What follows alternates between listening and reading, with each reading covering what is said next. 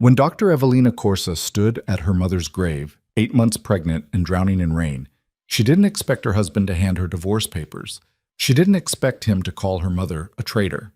And she definitely didn't expect the bullet that would come 5 years later, the one meant for her heart that he'd take instead. But between that funeral and that bullet, she built an empire from nothing, raised twins in hiding, and became the ghost that haunted every man who'd ever underestimated her. Stay until the end to see how a broken woman becomes unbreakable. Hit that like button and comment your city so I can see how far this story travels. Quote, "The rain came down like punishment." Evelina Corsa stood at the edge of the open grave, one hand pressed against the swell of her belly, the other clutching a black umbrella that did nothing against the sideways sheets of water. The cemetery stretched out in every direction, gray headstones disappearing into mist, and somewhere beyond the trees, New York hummed with indifferent life.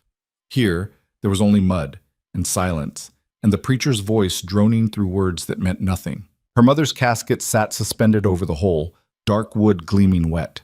Elena Russo had been 62. A stroke, they said. Quick. Painless. Evelina knew better. She'd examined enough bodies in the ER to recognize the signs everyone else missed. The faint discoloration around the hairline, the slightly dilated pupils in the morgue photos she'd demanded to see. The timeline that didn't quite add up. Her mother had been healthy, active. And then, one morning, she was just gone. But standing here, grief pressed so heavy into her chest she could barely breathe, Evelina had no proof. Only instinct. Only the sick certainty that her mother's death wasn't an accident. The twins kicked inside her, a double flutter against her ribs. She was 31 weeks along, twin girls. She pressed her palm firmer against her stomach, as if she could shield them from all of this. The rain, the death, the growing darkness she felt creeping at the edges of her life. Evelina. She turned. Roman Vale stood 3 feet away, water streaming off his shoulders. He didn't carry an umbrella, didn't seem to notice the rain at all. His suit was black, perfectly tailored, and his dark eyes were unreadable in the gray light. He was 42, 12 years older than her, and handsome in the way dangerous things often are. Sharp jaw, controlled posture, the kind of presence that made rooms go quiet. He was also her husband, and he was looking at her like she was a stranger. "We need to talk," he said. Something in his tone made her stomach drop. Now? Now. She glanced back at the grave. The preacher had finished. The few mourners who'd come, colleagues from the hospital, neighbors, a handful of her mother's book club friends, were drifting toward their cars, heads down against the weather. "Roman, my mother's funeral is over." He pulled an envelope from inside his jacket. Heavy paper, expensive, the kind lawyers used. "Sign these." Evelina stared at the envelope. Water dripped from its edges. "What is that?" "Divorce papers." The words didn't land right. She heard them, but they didn't connect to anything real. "What?" "You're going to sign them, today." Her hand tightened on the umbrella handle. "I don't understand." "Your mother was a traitor." His voice was flat, factual. "She sold information to the Volkov family for 18 months, got 3 of my men killed, almost got me killed." The ground seemed to tilt. "That's insane. I have proof." "Then it's fake." Evelina's voice came out sharper than she intended. "My mother would never—" "She did." Roman stepped closer. Rain plastered his dark hair to his forehead. "And you knew." "I didn't know anything because there's nothing to know. Roman, listen to yourself. I've listened enough." He held out the envelope. "You're exactly like her. I see that now. All the questions you asked about my work, all the late-night hospital shifts that gave you access to people I do business with. I'm a trauma surgeon. My shifts are always late. I treat everyone who comes through those doors, you know that. I know you played me." Something cracked in his controlled expression. Not anger. Worse. Disgust. "For 3 years I trusted you, gave you everything, and you've been bleeding information the whole time." Evelina's heart hammered. This wasn't happening. Couldn't be happening. "I love you." "You're a liar." "Roman, please." She reached for his arm, but he jerked back like her touch burned. "Whatever you think my mother did, whatever you think I did, it's wrong. Someone's lying to you. Victor brought me the evidence himself. Recordings. financial transfers. Your mother's voice on tape, clear as day. Roman's jaw tightened. And payments to an account in your name. I don't have any account except the one in the Caymans, the one with $800,000 that appeared over the last year and a half. Her mouth went dry. I've never opened an account in the Caymans. I don't even know how. Sign the papers, Evelina. No. Her voice shook. Not until you actually look at me and see that I'm telling the truth. For a second, something flickered in his eyes, something that might have been doubt, but then his face went hard again, and she realized with creeping horror that he'd already made his decision. Maybe days ago. Maybe weeks. This conversation was just a formality. If you don't sign, Roman said quietly, I'll make sure you lose your medical license. I'll make sure no hospital in this country ever hires you again. I'll make sure you have nothing. The twins kicked again, harder this time. Evelina's free hand moved instinctively to her belly. I'm carrying your children. Are you? The question hit like a slap. How dare you? Her voice came out shaking. How dare you stand here at my mother's grave and I want a paternity test. Evelina couldn't breathe. The umbrella slipped from her hand, clattering against a headstone. Rain soaked through her hair, her coat, but she barely felt it. You think I cheated on you? I think I don't know who you are. You know exactly who I am. You've known me for 4 years, been married to me for 3. I knew a lie. Roman pushed the envelope into her hands. Sign them. Walk away. If the twins are mine, we'll arrange something. If they're not, I never want to see you again. Evelina looked down at the envelope. Her hands were shaking so hard the paper rattled. Behind Roman, near the cemetery gates, she caught sight of a black Mercedes. Victor Soren leaned against it, watching them. Even from this distance, she could see the small smile on his face. Victor. Roman's right hand for 15 years. His most trusted advisor. The man who'd brought the evidence. And in that moment, standing in the rain with her world disintegrating, Evelina understood. This was a setup. She didn't know why yet, didn't know how. But Victor had done this. Orchestrated her mother's death, fabricated the evidence, poisoned Roman against her. And she had no way to prove it. Not here, not now. Not 8 months pregnant and completely alone. If I sign, she said slowly, what happens? You leave, today. Take whatever you can carry. The apartment, the cars, the accounts, all of it stays. And the babies? Roman's expression didn't change. We'll discuss that after the paternity test. He didn't believe they were his. After 3 years of marriage, of sharing a bed and a life, he looked at her pregnant body and saw evidence of betrayal instead of the daughters they'd planned for, hoped for. Evelina wanted to scream, wanted to grab him and shake him until he saw reason. But she'd been a surgeon long enough to recognize when a patient was too far gone. Sometimes you couldn't save them. Sometimes you had to step back and let the damage run its course. She pulled a pen from her coat pocket. Her hand steadied as she clicked it open. A surgeon's hands, trained not to shake even when everything else was falling apart. You'll regret this, she said quietly. I already regret ever meeting you.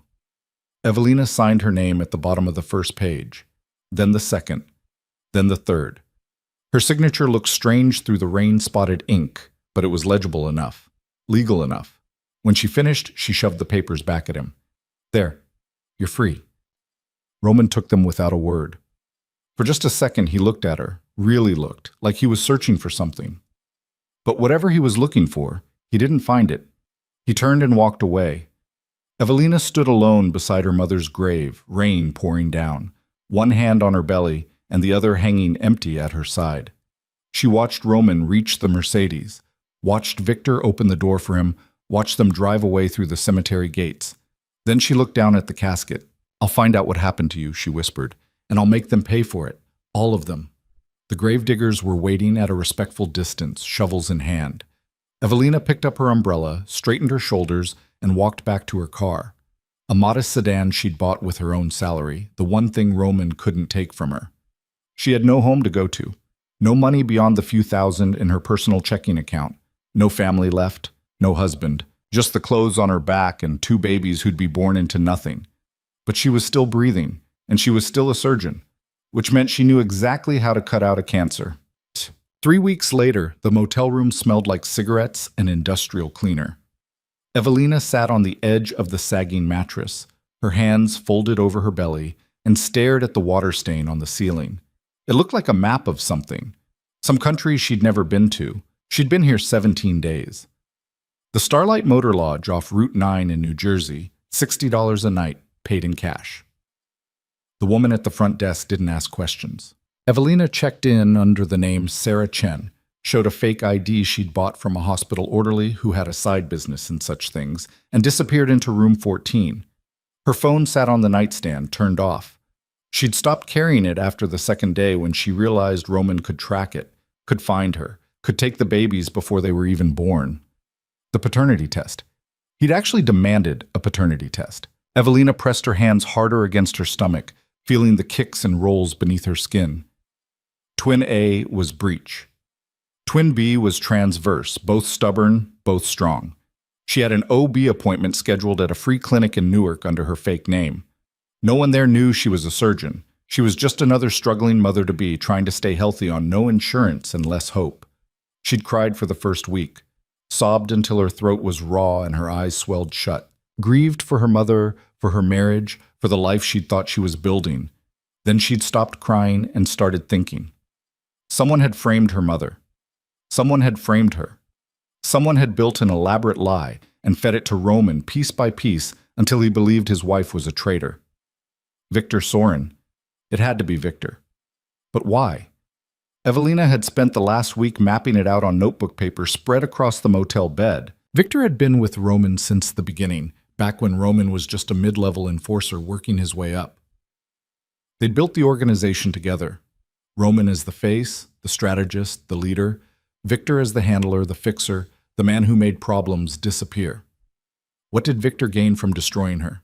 She didn't know yet, but she'd figure it out. A knock on the door made her freeze. Evelina sat perfectly still, barely breathing. It was 9 at night. No one knew she was here. No one should be knocking. Another knock. Dr. Corsa? Her blood went cold. That voice. She knew that voice.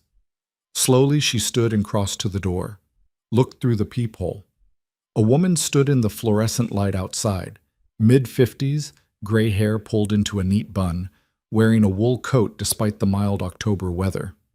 Evelina had seen her before, at the hospital. One of the social workers, maybe. Or, no, not a social worker. A lawyer. Evelina opened the door a crack, keeping the chain on. How did you find me? The woman smiled faintly. Your mother was careful, but she wasn't perfect. She held up a manila envelope. My name is Margaret Lowe. I was your mother's attorney for 20 years, and before she died, she left me something to give to you. Evelina let her in. Margaret sat in the room's only chair while Evelina perched on the bed, the envelope unopened on her lap. The lawyer looked around the dingy room with no visible judgment, then met Evelina's eyes. Your mother came to see me 6 weeks before she died, Margaret said. She told me she was in danger, that if anything happened to her, I was to wait exactly 3 weeks and then find you. 3 weeks, Evelina repeated. Why 3 weeks? She said you'd need time to grieve, to be angry, to find your footing. She said if I came too soon, you'd break. And Elena didn't raise a daughter who breaks. Evelina's throat tightened. She knew she was going to die. She suspected someone was going to kill her, yes. Did she say who? Margaret hesitated. Open the envelope. Evelina's hand shook as she broke the seal. Inside was a USB drive, a handwritten letter, and a key. She unfolded the letter first. Her mother's handwriting sprawled across the page. Messy, urgent, so familiar it hurt to look at. My darling Evelina, if you're reading this, I'm gone. I'm so sorry I couldn't tell you the truth while I was alive. I tried to protect you by keeping you in the dark, but I see now that was a mistake. Darkness doesn't protect anyone.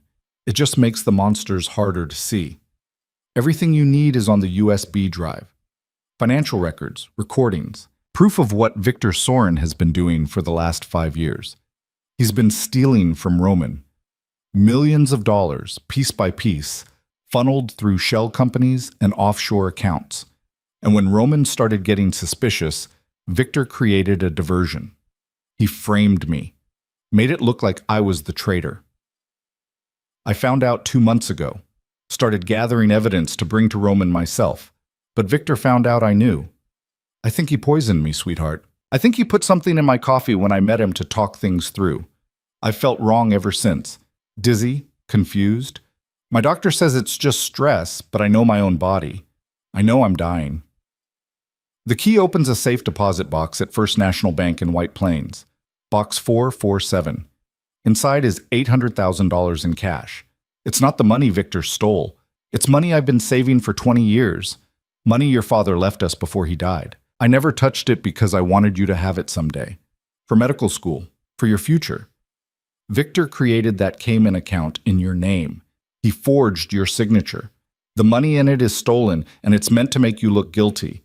Don't touch it. Don't acknowledge it. It's a trap. Take the cash from the safe deposit box. Take the evidence on the USB drive.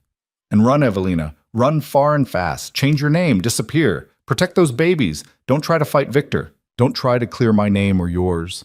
He's too powerful, too connected. Roman will never believe you over him. Just run. Live. Be happy. I love you more than anything in this world. You were the best thing I ever did. Mom. Evelina read the letter twice, then a third time. Her hands had stopped shaking. Her mind was already working, processing, planning. Margaret watched her carefully. Your mother wanted you to run. I know. Will you? Evelina looked up. Her eyes were dry, clear. No. Dr. Corsa killed my mother. He destroyed my marriage. He tried to make me look like a criminal. Evelina's voice was calm, surgical. And you think I should run away and let him win? I think you should survive. You're 8 months pregnant with twins. You have no resources, no allies, no... I have $800,000. Evelina held up the key. I have evidence, and I have time.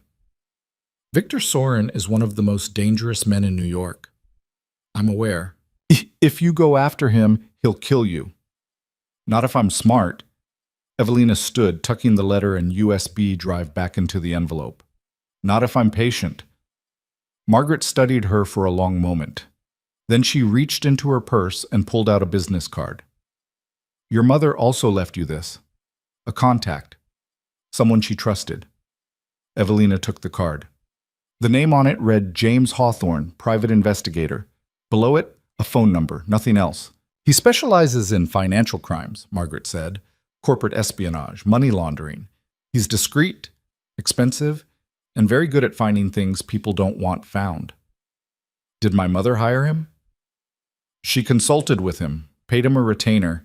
He's expecting your call. Evelina slipped the card into her pocket. Thank you for coming. I hope you'll reconsider. Margaret stood, gathering her coat. Your mother wanted you safe. My mother wanted me alive. There's a difference. At the door, Margaret paused. She was proud of you, you know. She used to say you had your father's heart and her spine, that you were going to change the world. I'm just going to change a few lives, starting with my own. Margaret left without another word. Evelina locked the door behind her, then sat back down on the bed. She pulled out the USB drive and turned it over in her hands. This was it. The proof. The truth. But proof didn't matter if no one would listen. Roman believed Victor, trusted him completely. Whatever was on this drive, Roman would find a way to dismiss it, explain it away, convince himself it was fabricated. Because accepting the truth meant accepting that he'd been played for years, that he'd destroyed his marriage over a lie, that he'd sent away his pregnant wife based on nothing but Victor's word. Men like Roman didn't admit mistakes like that. So Evelina couldn't just show him the evidence. She had to make him see it himself, make him discover it, make him feel the betrayal firsthand, make him understand exactly what it was like to trust someone completely, and then watch that trust curdle into poison. But first, she had to survive. She had to give birth, hide, build a new identity, get strong. And then she'd burn Victor Sorin's world to the ground. Evelina placed one hand on her belly, feeling the steady kicks of her daughters. "We're going to be okay," she whispered. "I promise. Mommy's going to make everything okay." Outside, a car door slammed. Voices drifted through the thin walls. Life continuing, oblivious. Evelina reached for the notebook and began to write. 5 weeks later. The twins came early. Evelina woke at 3 in the morning in a studio apartment in Queens, her water broken and contractions already 5 minutes apart. She'd moved here from the motel 2 weeks ago, a sublet under another fake name, paid for with cash from the safe deposit box. James Hawthorne had arranged it. Arranged everything, actually. The apartment, the new ID, the offshore accounts where she'd stashed the money in pieces, layered through enough legal entities that even if someone found it, they couldn't trace it back to her. He was expensive, but he was worth it. Now, lying in the dark with pain ripping through her abdomen, Evelina fumbled for her phone and dialed the car service number he'd given her. "I need to go to Queens General," she gasped. "Now." The driver arrived in 12 minutes. Evelina timed her contractions the whole way, breathing through them with the focused control she'd learned in medical school. In another life, she would have been the one delivering these babies, standing calm and confident in scrubs, talking a frightened mother through the hardest thing she'd ever do. Instead, she was the frightened mother. They admitted her at 4. By 6, she was fully dilated. By 7, the first baby was crowning. "You're doing great," the midwife said. One more push. Evelina bore down, and the world exploded into pain and pressure, and then suddenly, release. A thin, furious wail filled the room. "It's a girl," the midwife announced, holding up a tiny, squirming thing covered in vernix and blood. "Perfect." Evelina started crying. 17 minutes later, the second baby came. Smaller, quieter, but just as perfect. 2 daughters. 4 pounds 6 ounces and 4 pounds 2 ounces. Breathing on their own, crying, alive. The nurse placed them both on Evelina's chest, skin to skin, and for the first time in 2 months, she felt something other than rage or grief or fear. She felt hope. "Do you have names picked out?" the nurse asked gently. Evelina looked down at the tiny faces pressed against her. One had Roman's dark hair, the other had her mother's delicate nose. "Arya," she whispered, "and Elena." Beautiful names. They were, and they were hers, only hers. She'd listed no father on the birth certificates, used her fake identity, Sarah Chen's daughters, not Evelina Corsa's, not Roman Vale's, hidden. Safe. Evelina stayed in the hospital for 3 days. When they discharged her, James Hawthorne was waiting in the lobby with 2 car seats already installed in his vehicle, a lawyer with custody paperwork, and an envelope containing new Social Security cards for both babies. "You work fast," Evelina said. "You pay well." He looked at the twins sleeping in their carriers. "They're beautiful. They're everything." James drove her back to the apartment, helped her carry everything upstairs, set up the portable cribs he'd bought and assembled while she was in the hospital.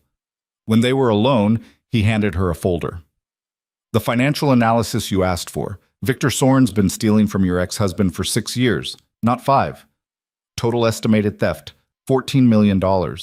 He's been extremely careful. Moved money through 17 different shell companies, 6 countries, dozens of accounts. But I found the pattern." Evelina flipped through the pages. Numbers, dates, transactions, a web so complex it would take a forensic accountant months to untangle. "Can you prove it?" she asked. "In court? Maybe, with enough time and resources. But men like Roman Vale don't take people to court." "No," Evelina agreed. "They don't." "What are you planning?" She looked up. James was watching her with something like concern. He was 58, former FBI, now freelance. Her mother had chosen well.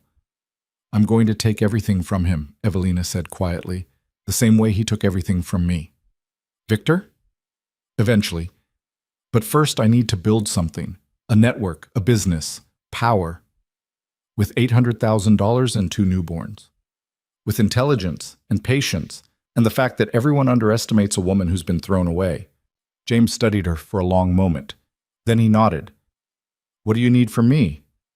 Information, connections, and silence. You have all three. Good. Evelina closed the folder.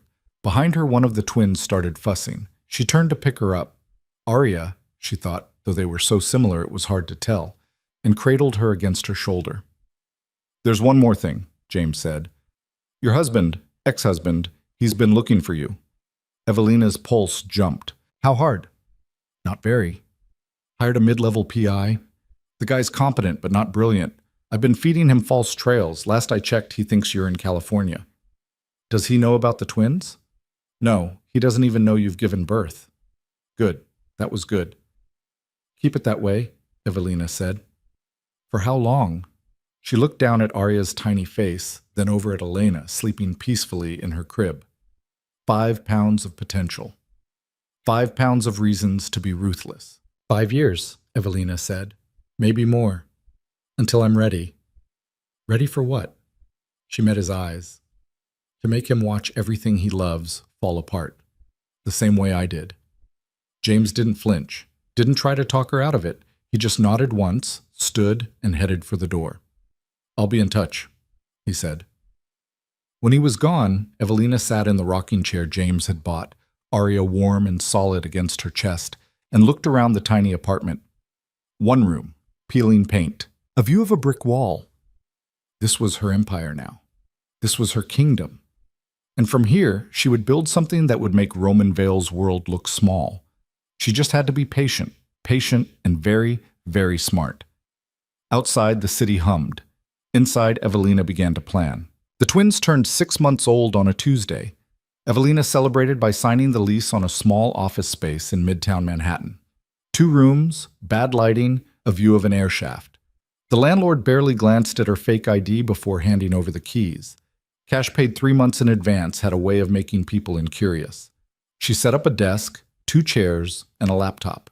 Hung a generic print on the wall. The sign on the door read Chen Consulting Services, vague enough to mean anything, specific enough to sound legitimate. By Wednesday, she had her first client. His name was David Park, and he owned a chain of dry cleaners in Brooklyn that was drowning in debt. He'd found her through a referral from James Hawthorne, who'd vouched for her financial analysis skills without mentioning her real name or background. I need someone to look at my books, David said, spreading papers across her desk. Figure out where the money's going. My accountant says I'm bleeding cash, but the numbers don't make sense. Evelina pulled the papers closer, studied them with the same focus she used to study CT scans. Within 20 minutes, she'd found the problem. Your accountant is stealing from you, she said. See these vendor payments? Half of them are going to companies that don't exist. He's created fake invoices and pocketing the difference. David's face went pale. How much? Conservatively? 40,000 over the last year? Jesus Christ. Fire him. File a police report. Get a lawyer. Evelina pushed the papers back across the desk. And find a new accountant who isn't a thief. David stared at her. How did you figure that out in 20 minutes? Pattern recognition. Numbers either make sense or they don't. Yours didn't. He hired her on the spot. Paid her $5,000 to do a complete audit and help him restructure his finances. It took Evelina 3 weeks, working late at night after the twins were asleep. When she finished, David's business was solvent again. Word spread. By the time the twins were 9 months old, Evelina had 17 clients. Small business owners, mostly. People who needed help untangling messy finances or identifying fraud or restructuring debt. She was good at it, better than good. She had a surgeon's precision and a survivor's ruthlessness, and she charged half what the big consulting firms did. The money started coming in. Not millions, but enough. Enough to move to a better apartment in a safer neighborhood. Enough to hire a part-time nanny so she could work more hours. Enough to build something real. She kept her real identity buried, stayed off social media, paid for everything in cash or through accounts tied to her fake name. James Hawthorne checked in every few weeks, bringing updates on Roman's world and feeding false information to the PI who was still supposedly looking for her. He stopped searching, James told her one afternoon, sitting in her office while the twins napped in a playpen in the corner. The investigator closed the case 6 weeks ago, told Roman you probably left the country. Does he believe it? Seems to. He's moved on. There's a new woman, younger, some socialite. Evelina felt nothing. No jealousy, no pain. That part of her had burned away in the rain at her mother's grave. "What about Victor?" she asked. James pulled out a folder. "Still robbing him blind. I've tracked another 2 million in the last year. Victor's getting bolder, less careful." "Good. Confident people make mistakes. What's your timeline on this?" Evelina looked at the twins. Arya was chewing on a stuffed rabbit. Elena was asleep, one tiny fist pressed against her cheek. They looked like Roman, both of them. Dark hair, strong features. Beautiful. "Another 4 years," she said. "Maybe 5. I need to be completely established, untouchable. When I come for Victor, I can't leave any openings." "That's a long time to wait." "I'm patient." She was. She'd learned patience in the long nights after the twins were born, when she'd walk the apartment at 3 in the morning with a screaming baby on each shoulder, so exhausted she could barely stand. Learned it in the slow, grinding work of building a business from nothing. Learned it in the careful way she had to live now, always watching, always cautious, always 3 steps ahead. The year the twins turned 2, Evelina expanded. She brought on 2 associates, both women, both brilliant, both hungry for the kind of work that traditional consulting firms wouldn't touch. Together, they started taking bigger clients, companies with real money, real problems. One of those companies belonged to Marcus Reeves. He walked into her office on a gray March morning, expensively dressed and clearly skeptical. "I was told you're the person to see about financial irregularities."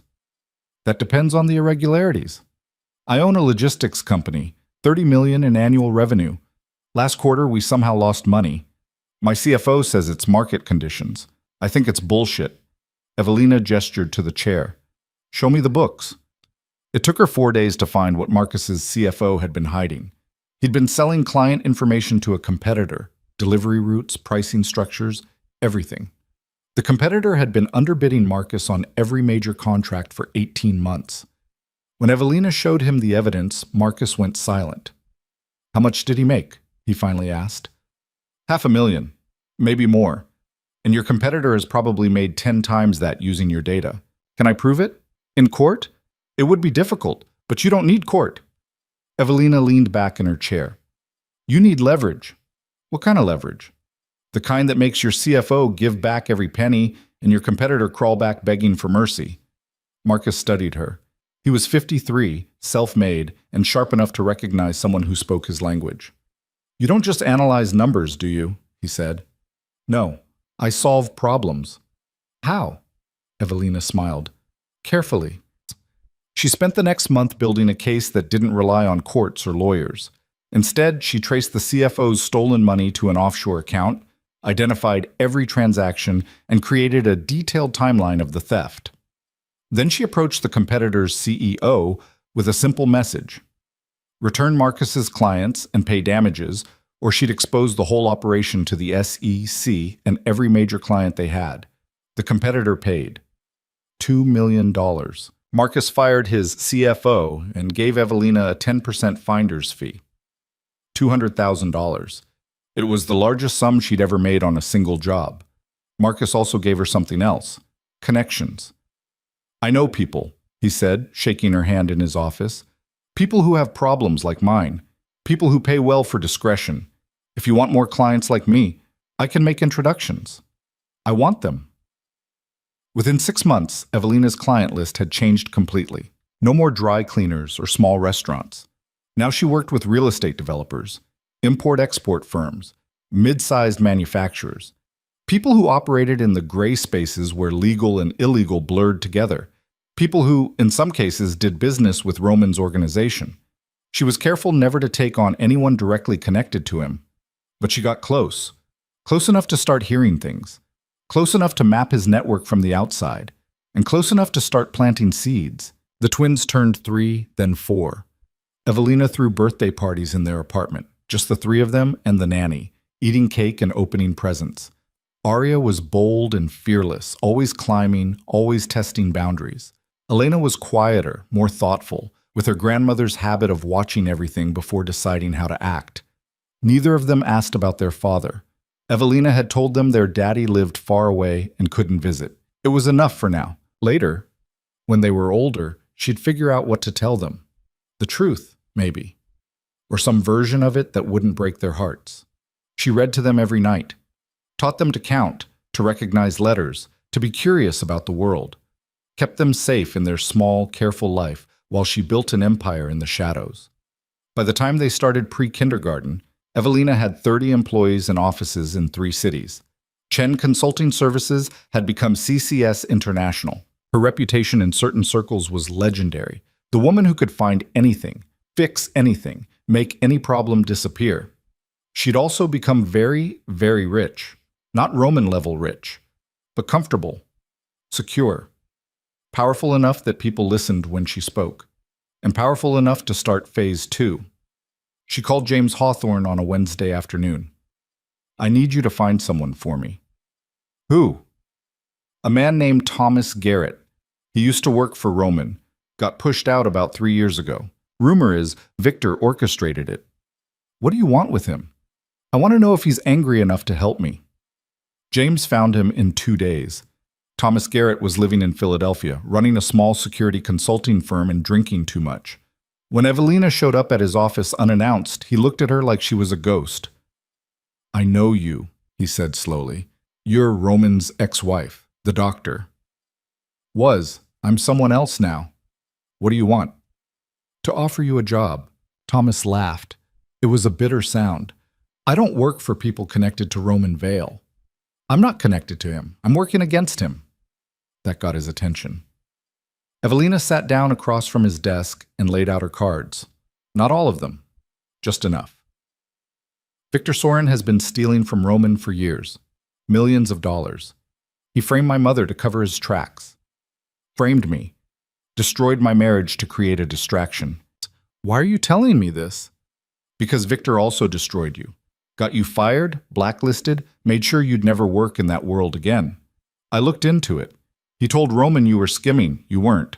But Roman believed him because Roman always believes Victor." Thomas's jaw tightened. "You can prove that?" "I can prove all of it. The theft, the frame jobs, everything." "Then go to Roman. He won't listen. Not to me, not to you, not to anyone. Victor's had 15 years to build his credibility. We'd need a miracle to crack that." "So what's your plan?" Evelina leaned forward.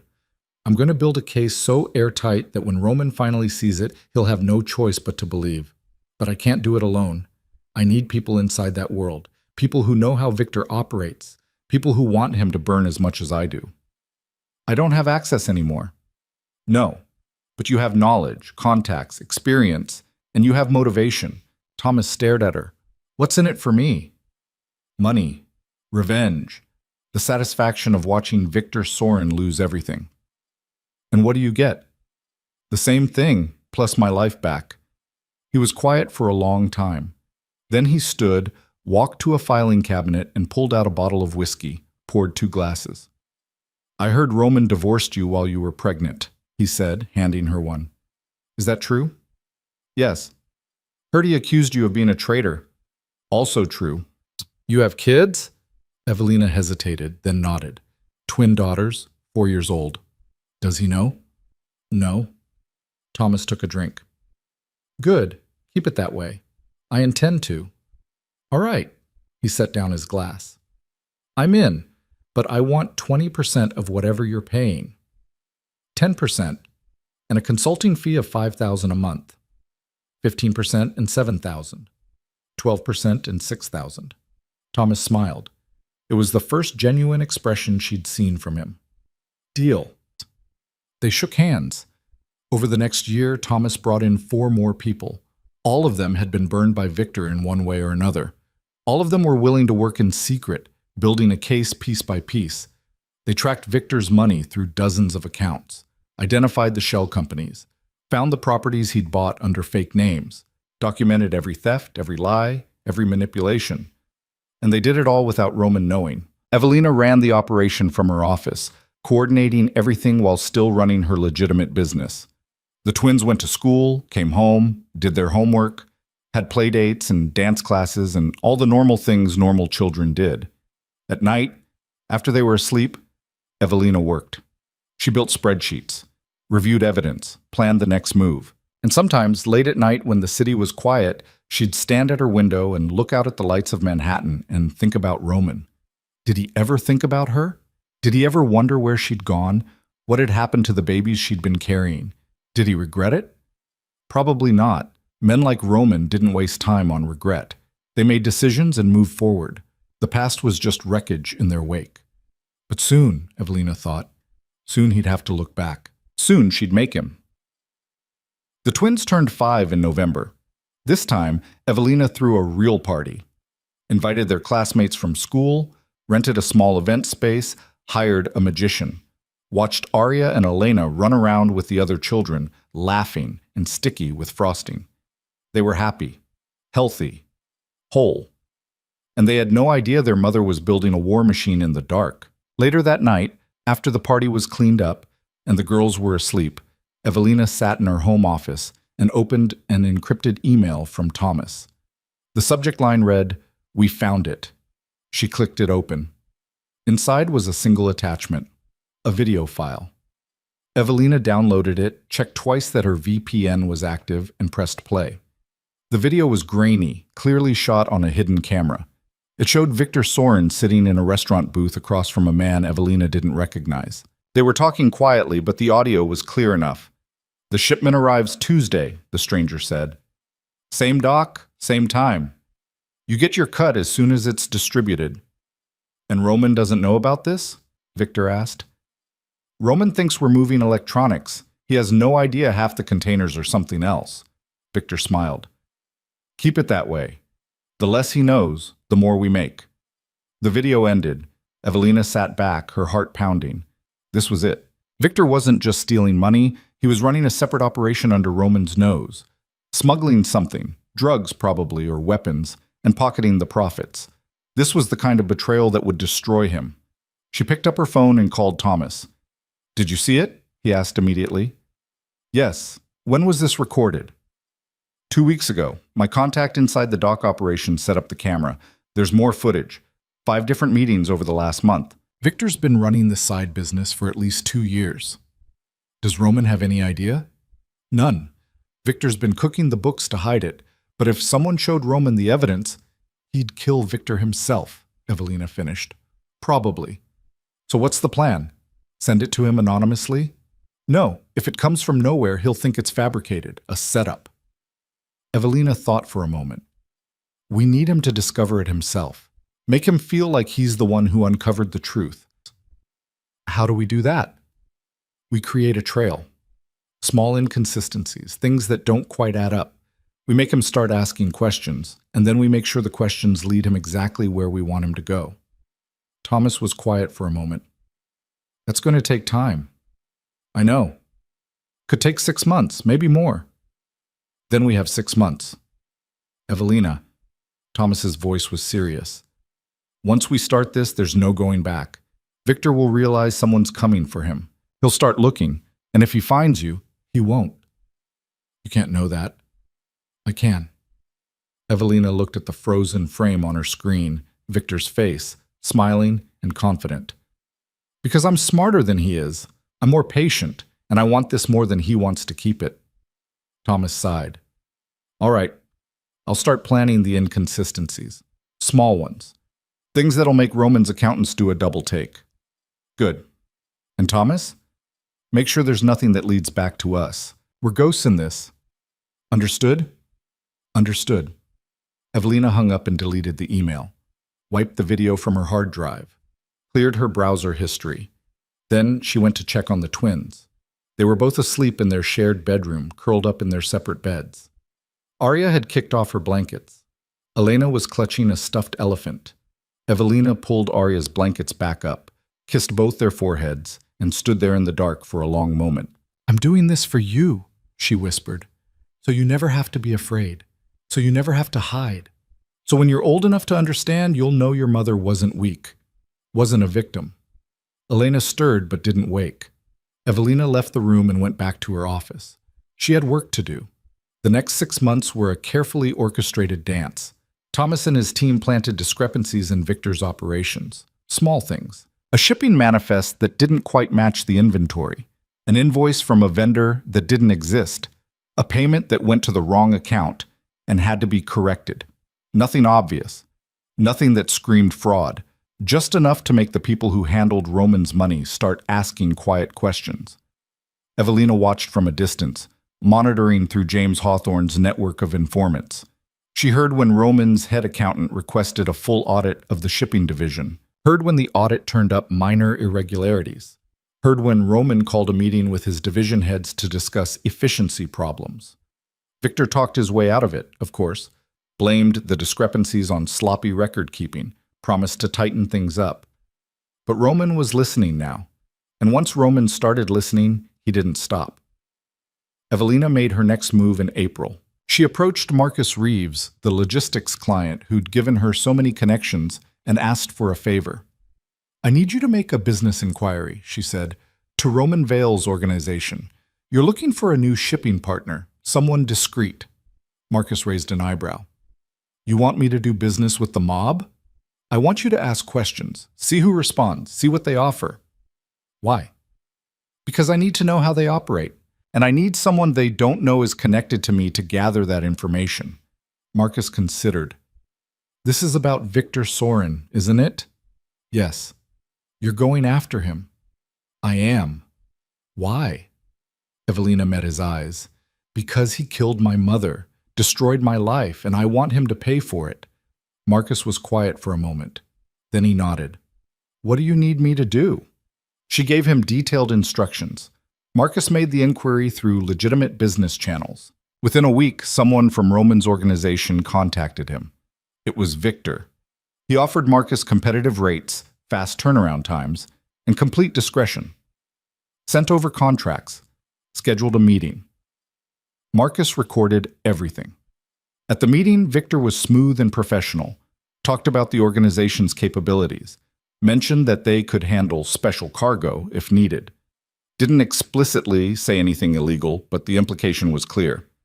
Marcus played along, asked the right questions. Got Victor talking. And Victor, confident and relaxed, said something very interesting. "We run a tight ship.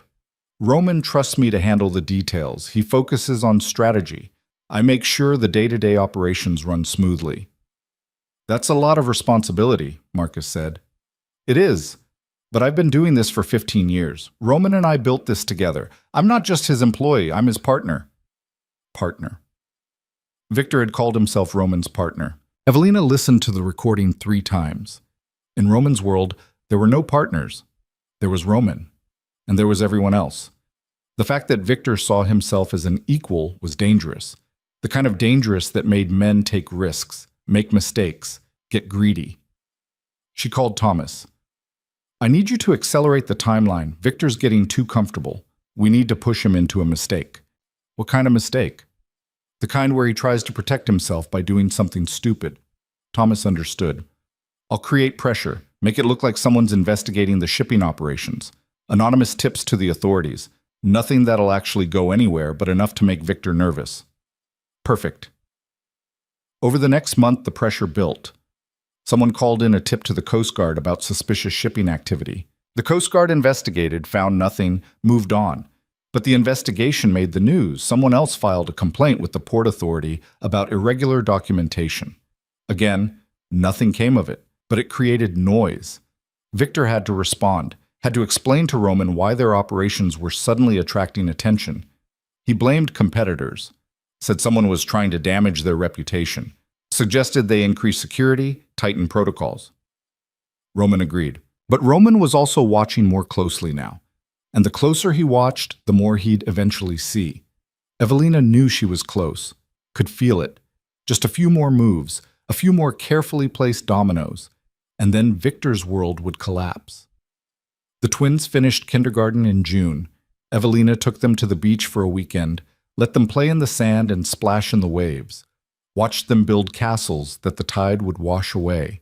"Mommy, why do the waves keep breaking our castle?" Arya asked, frustrated. "Because that's what waves do," Evelina said. "They come in, they take things away, but you can always build a new castle." "I don't want a new one. I want this one." "Then build it farther from the water, where the waves can't reach." Elena looked up from where she was carefully constructing a wall. "But then it's not as pretty." The best sand is by the water.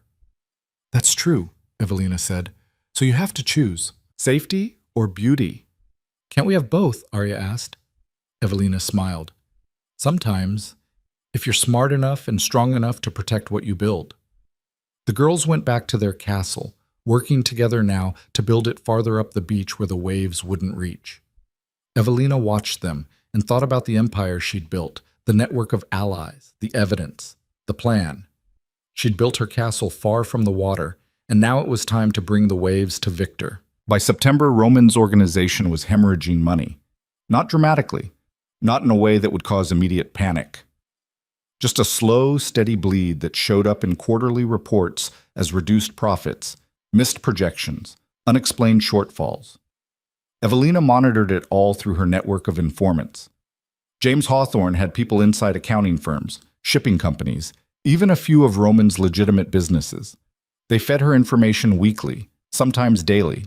He's asking more questions, James told her over coffee in a corner booth at a diner in Brooklyn. The twins were at school. Evelina had 2 hours before pickup. Wants to see every invoice over $10,000 personally. That's new. Victor must be sweating. Victor's scrambling. He's been moving money around, trying to cover the gaps. But the more he moves, the messier the trail gets. Evelina stirred her coffee, thinking. We need to give Roman something concrete, something he can't explain away. Like what? Like proof that Victor's side operation exists. Not the video yet, something smaller, something that makes Roman dig deeper on his own. James pulled out his phone, scrolled through something. There's a warehouse in Red Hook. Victor's been using it for the smuggling operation. It's registered to one of his shell companies, but the paperwork's sloppy. If someone looked hard enough, they'd see it doesn't match up with any of Roman's legitimate holdings. Can we make Roman look? We can make him curious, anonymous tip to one of his security guys, someone he trusts. Make it seem like competitive intelligence. Another organization might be moving in on their territory. Do it. James made the call that afternoon. 3 days later, Roman's security team did a sweep of properties in Red Hook. Found the warehouse. Started asking questions about who authorized it, what it was being used for, why it wasn't in the main inventory. Victor claimed it was overflow storage, a contingency space he'd secured in case they needed it. But Roman's head of security was thorough. He pulled the registration papers, found the shell company name, started tracing the ownership. The ownership led to a dead end. A corporation that didn't exist on paper anywhere in Roman's files. Roman called a meeting. Evelina heard about it within hours.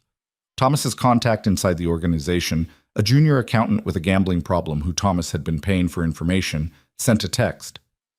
Big meeting tomorrow. RV wants every department head there. Says there's irregularities that need explaining. Evelina read the text twice, then deleted it. It was happening. She'd spent 5 years building toward this moment. 5 years of patience and planning and careful manipulation. And now the dominoes were finally starting to fall. She picked up the twins from school that afternoon like always, listened to Arya talk excitedly about the butterfly they'd released during science class, watched Elena carefully sound out words in a reading book during homework time. Normal. Everything normal on the surface. But underneath, Evelina's mind was racing. The meeting happened on a Thursday morning in Roman's private office in Midtown. Evelina wasn't there, of course, but Thomas's contact was, and he reported back everything. Roman sat behind his desk, silent and still, while his division heads shuffled through the door. Victor came in last, confident as always, perfectly dressed in a charcoal suit. "Gentlemen," Roman said when everyone was seated, "we have a problem." He laid out the issues one by one, the shipping discrepancies, the mysterious warehouse, the shell company no one could trace, the minor losses that had been adding up quarter after quarter. "Someone want to explain this to me?" Roman asked. The room was quiet. Then Victor leaned forward. "I can explain the warehouse. That was my initiative. I secured it as backup space in case we had overflow issues with the holiday shipping season. The shell company was a tax structure our lawyers recommended. I should have cleared it with you first. That's on me." "And the losses?" Roman asked. "Market fluctuations. Increased costs. We've been dealing with port slowdowns, labor issues, regulatory changes. It's been a difficult year across the board." Roman studied him. "Michael, what do the books say?" Michael Chen, the head accountant, cleared his throat. He was 56, cautious, and terrified of Roman. The losses are real, but the pattern is unusual. Some of the expenses don't have proper documentation, vendor invoices that are vague, payments that went out but don't have corresponding delivery confirmations. How much are we talking? Over the last 18 months? Approximately $4 million in questionable expenses. The room went very quiet. Victor didn't flinch. If there are documentation issues, that's a clerical problem. We can audit everything, tighten up the processes, but the money went where it was supposed to go. We're not missing $4 million. Then where is it? Roman asked. In inventory? In operations? Spread across normal business expenses. Michael's looking at it wrong. He's seeing gaps in paperwork and assuming there's fraud. But it's just sloppy record keeping. Roman looked at Michael. Is that possible? Michael hesitated. It's possible, but I'd need to do a full audit to be sure, and that would take time. How much time? 6 weeks, maybe 2 months. You have 4 weeks, Roman said. I want a complete accounting of every dollar that went out in the last 2 years, every invoice, every vendor, every transaction. If it's sloppy record keeping, fine, we'll fix it. But if it's something else, he let the sentence hang. Victor's expression didn't change, but Evelina imagined she could see the calculation happening behind his eyes. 4 weeks. Could he cover his tracks in 4 weeks? Maybe, if he was smart and fast and ruthless. But Evelina wasn't going to give him 4 weeks. She was going to give him 10 days. That night, she called an emergency meeting with Thomas and his team. They gathered in a private room at a hotel in Queens, away from anywhere they might be recognized. We're accelerating, Evelina said without preamble. Roman's ordered a full audit. If Victor has 4 weeks to prepare, he'll hide everything. We need to hit him now while he's scrambling. Hit him how? Thomas asked. We leak the video. Not to Roman. To his inner circle. The people who handle security, logistics, the money. People who'll bring it to Roman themselves. If we leak it, Victor will know someone's actively working against him, one of Thomas's associates said. A woman named Lisa, who used to do intelligence work before Victor got her fired. He'll start looking for who? I know, but we don't have a choice. If he successfully covers the audit, we lose our window. He'll know Roman's suspicious, and he'll be more careful going forward. Thomas nodded slowly.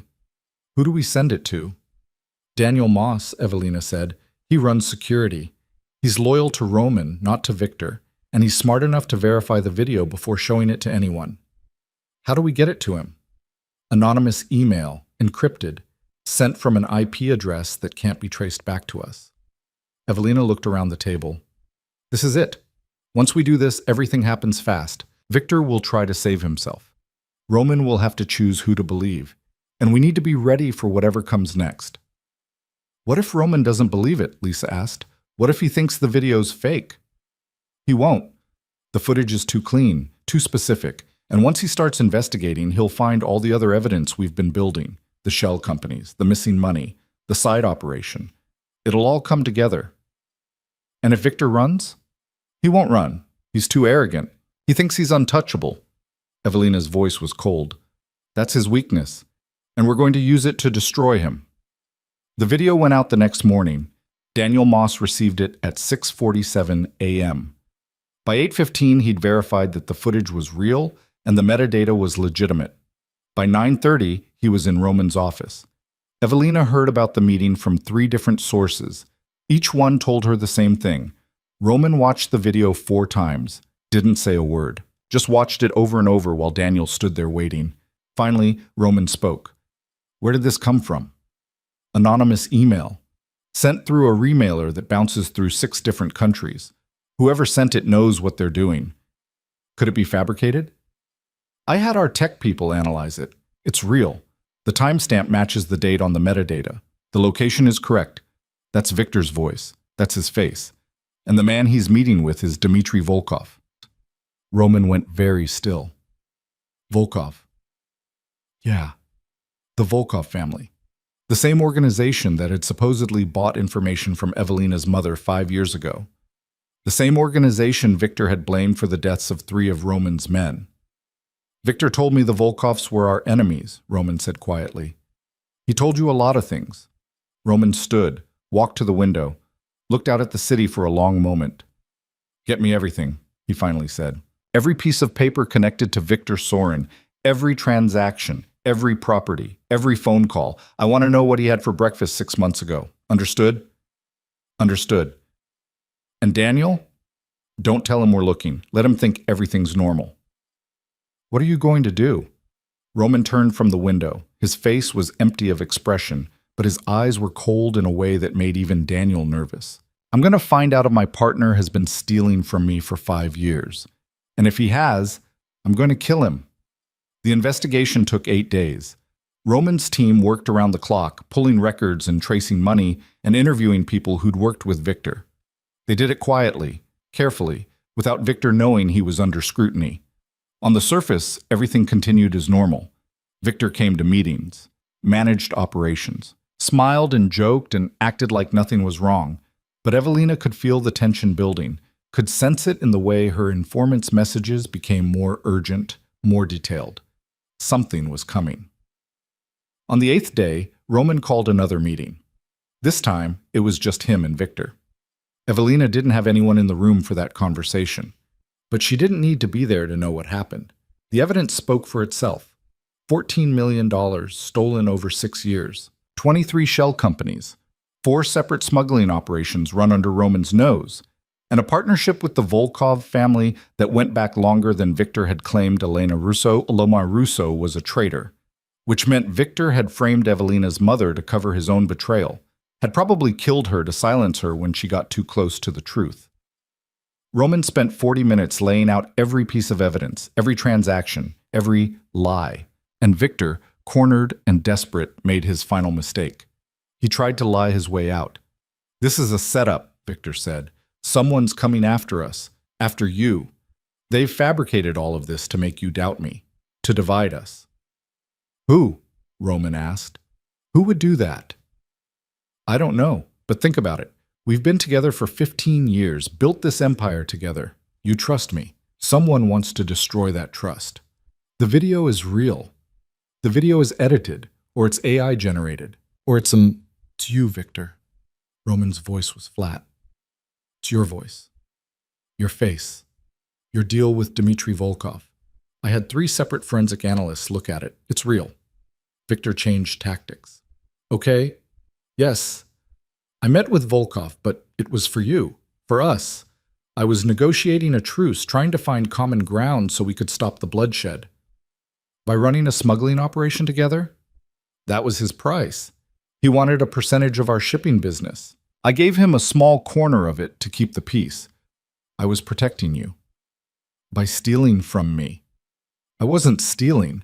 I was reinvesting, building infrastructure, creating opportunities. Yes, I kept some of it, but I earned it. I've given you 15 years of my life. You've given me 15 years of lies." Roman stood. "I want to know one thing. Did you kill Elena Russo?" Victor hesitated, just for a second. It was enough. "She was going to expose everything," Victor said quietly. "She found the evidence, started asking questions. I tried to buy her off. She refused, so I did what I had to do." "And her daughter? What about her?" "You framed her, destroyed her marriage, made me divorce her while she was pregnant. I protected you. She was collateral damage. Unfortunate but necessary." Roman was quiet for a long moment. Then he walked to his desk, opened a drawer, and pulled out a gun. Victor's eyes widened. "Roman, wait. Get out." "What?" "Get out of my office. Get out of my city. Get out of my life. You have 24 hours. "You're letting me go?" "I'm giving you a chance to run, because somewhere under all the lies and the theft and the murder, there's the kid who helped me build this, the friend I trusted." Roman's hand tightened on the gun. "But if you're still in New York tomorrow, that friendship won't mean anything. Understood?" Victor stared at him. Then he nodded and left. The news reached Evelina within the hour. "He's running," Thomas said over the phone. "Victor's cleaning out his accounts, packing. Word is he's got a flight to Buenos Aires tomorrow morning." "Roman let him go?" "Apparently. Guess he couldn't pull the trigger on someone he's known that long." Evelina closed her eyes. This wasn't how it was supposed to go. Victor was supposed to face justice, real justice, not just exile. We can't let him get on that plane, she said. What do you want to do? I want to make sure Roman sees exactly what kind of man he protected. I want Victor exposed completely, and I want my mother's name cleared. How? Evelina thought for a moment, then she smiled. It wasn't a pleasant expression. We give the evidence to the FBI. Thomas was quiet. If the FBI gets involved, they'll take down Roman too, the whole organization.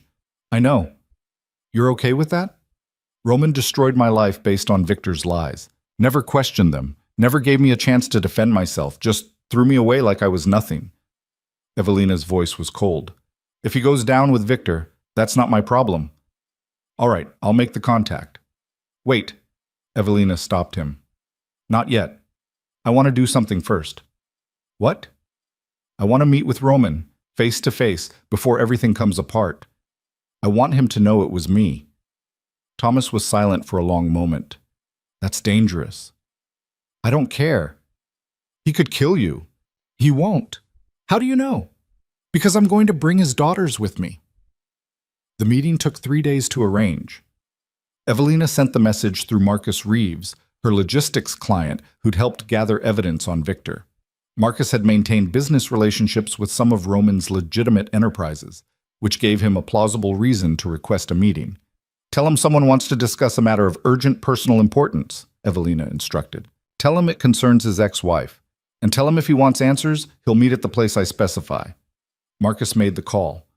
Roman, curious and probably suspicious, agreed. The meeting was set for a Saturday afternoon at a neutral location, a private dining room in a restaurant in Tribeca. Expensive, public enough to be safe, private enough to talk. Evelina hired 2 bodyguards for the day, not because she thought Roman would hurt her in public, but because she wasn't taking chances. She also hired a lawyer to be present as a witness, and she brought Arya and Elena.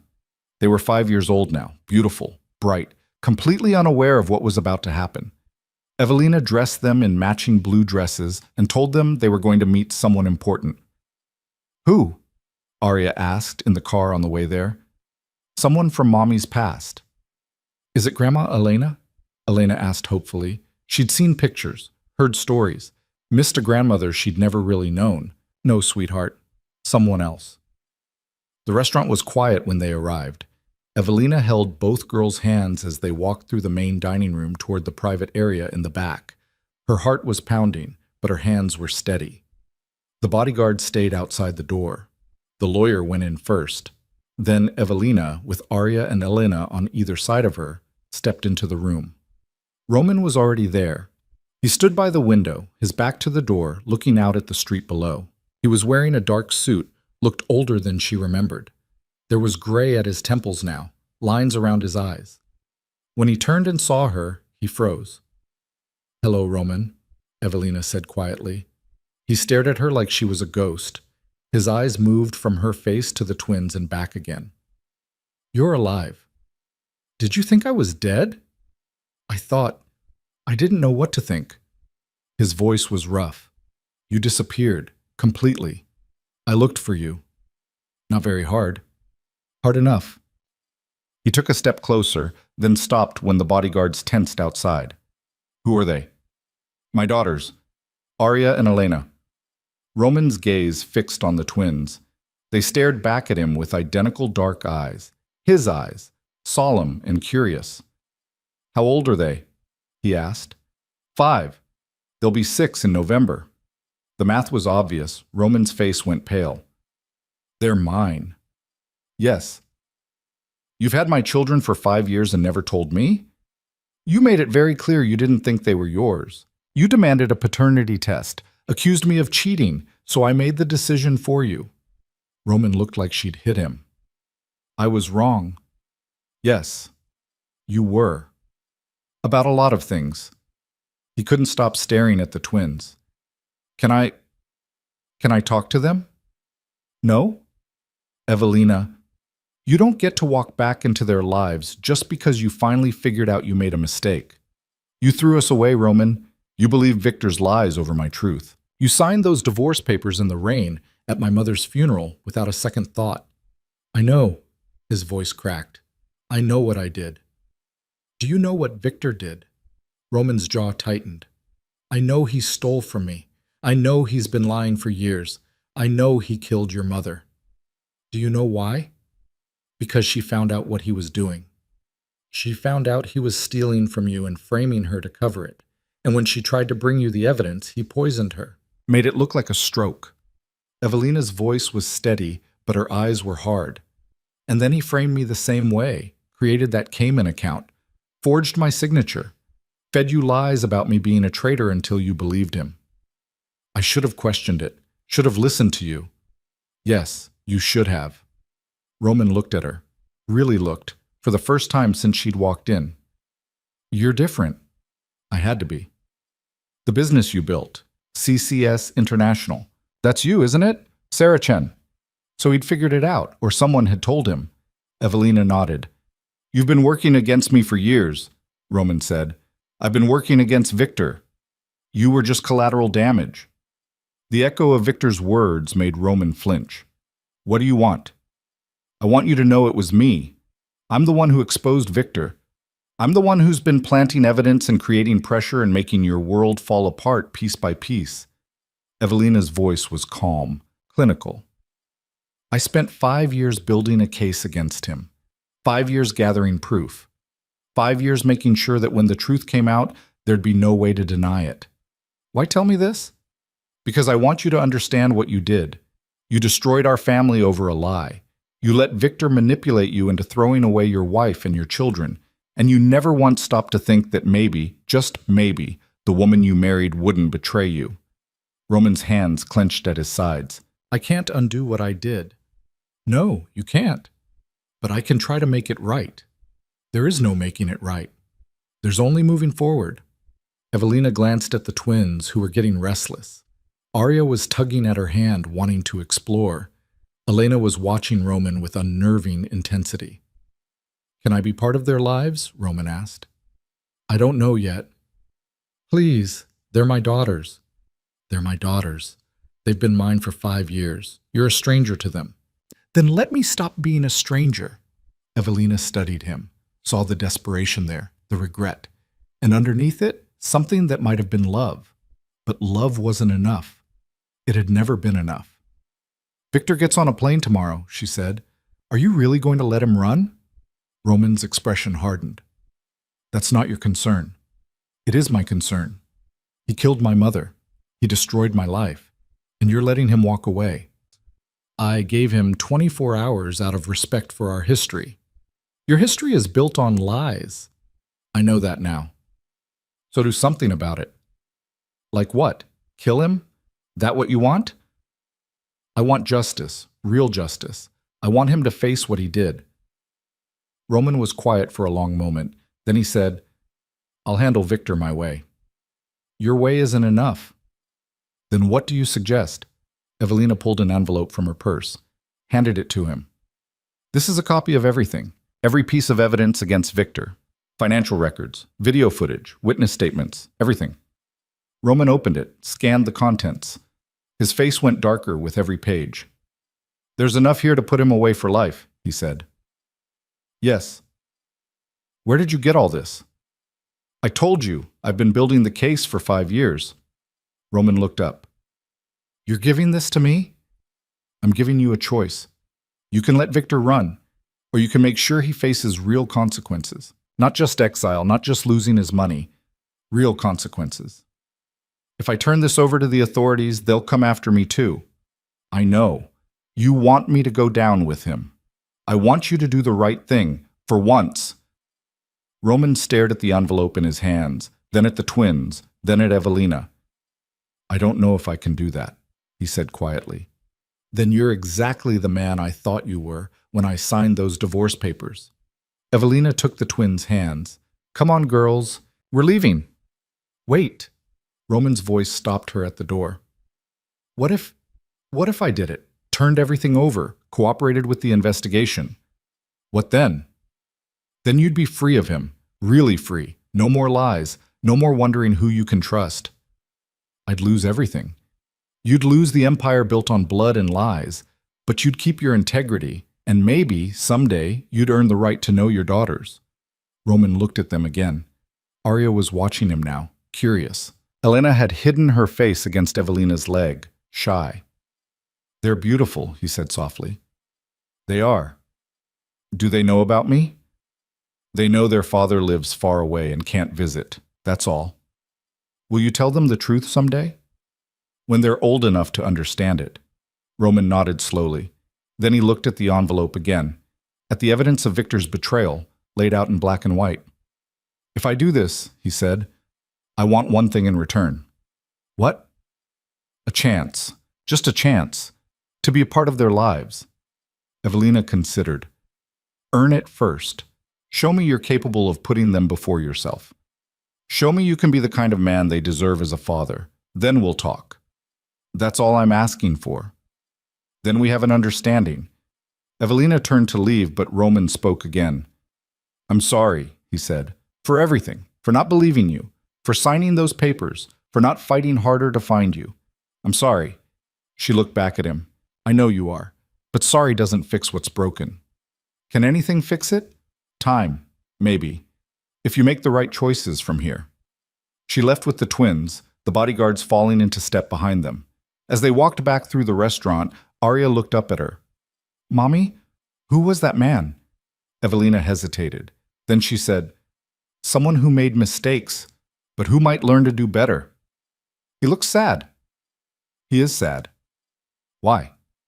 "Because he lost something important, and he's only now realizing how important it was." Elena tugged at her hand. "Can we get ice cream?" Evelina smiled. "Yes, we can get ice cream." They left the restaurant and walked into the autumn sunlight. Behind them, inside that private room, Roman Vale sat alone with an envelope full of evidence and a choice that would determine everything. Evelina didn't know what he'd decide, but she'd done what she came to do. She'd made him see the truth, made him face what he'd destroyed. And now, for the first time in 5 years, she felt something close to peace. Roman made his decision that night. He called Daniel Moss at 11 p.m. and told him to cancel Victor's flight. Then he called the federal prosecutor's office and asked for a meeting. The prosecutor's name was Amanda Torres, and she'd been trying to build a case against Roman's organization for 3 years. When his attorney called her office requesting immunity in exchange for testimony, she almost laughed. "Roman Vale wants to cooperate," she said over the phone to Roman's lawyer. "The Roman Vale? He has information, substantial information, about criminal activities within his organization that he was unaware of. He expects me to believe he didn't know what his own people were doing. He expects you to look at the evidence before making assumptions." Amanda agreed to the meeting. It took place 2 days later in a conference room at the Federal Building in Lower Manhattan. Roman came with his lawyer. Amanda brought 2 FBI agents and a stenographer. Roman laid out everything: the smuggling operations Victor had been running, the money laundering, the partnership with the Volkov family, the murder of Elena Russo, all of it documented with the evidence Evelina had given him. Amanda listened, taking notes, her expression carefully neutral. When Roman finished, she sat back. "This is comprehensive." "It is." "Where did you get it?" "Does it matter?" "It matters if this evidence was obtained illegally. If it was, we can't use it." Roman's lawyer spoke up. "The evidence was compiled by a private investigation firm over several years, all of it obtained through legal means. Financial records pulled from public filings, video surveillance from private property with permission of the owners, witness interviews conducted voluntarily." Amanda looked skeptical, but intrigued. "And you had no idea Victor Sorin was doing any of this?"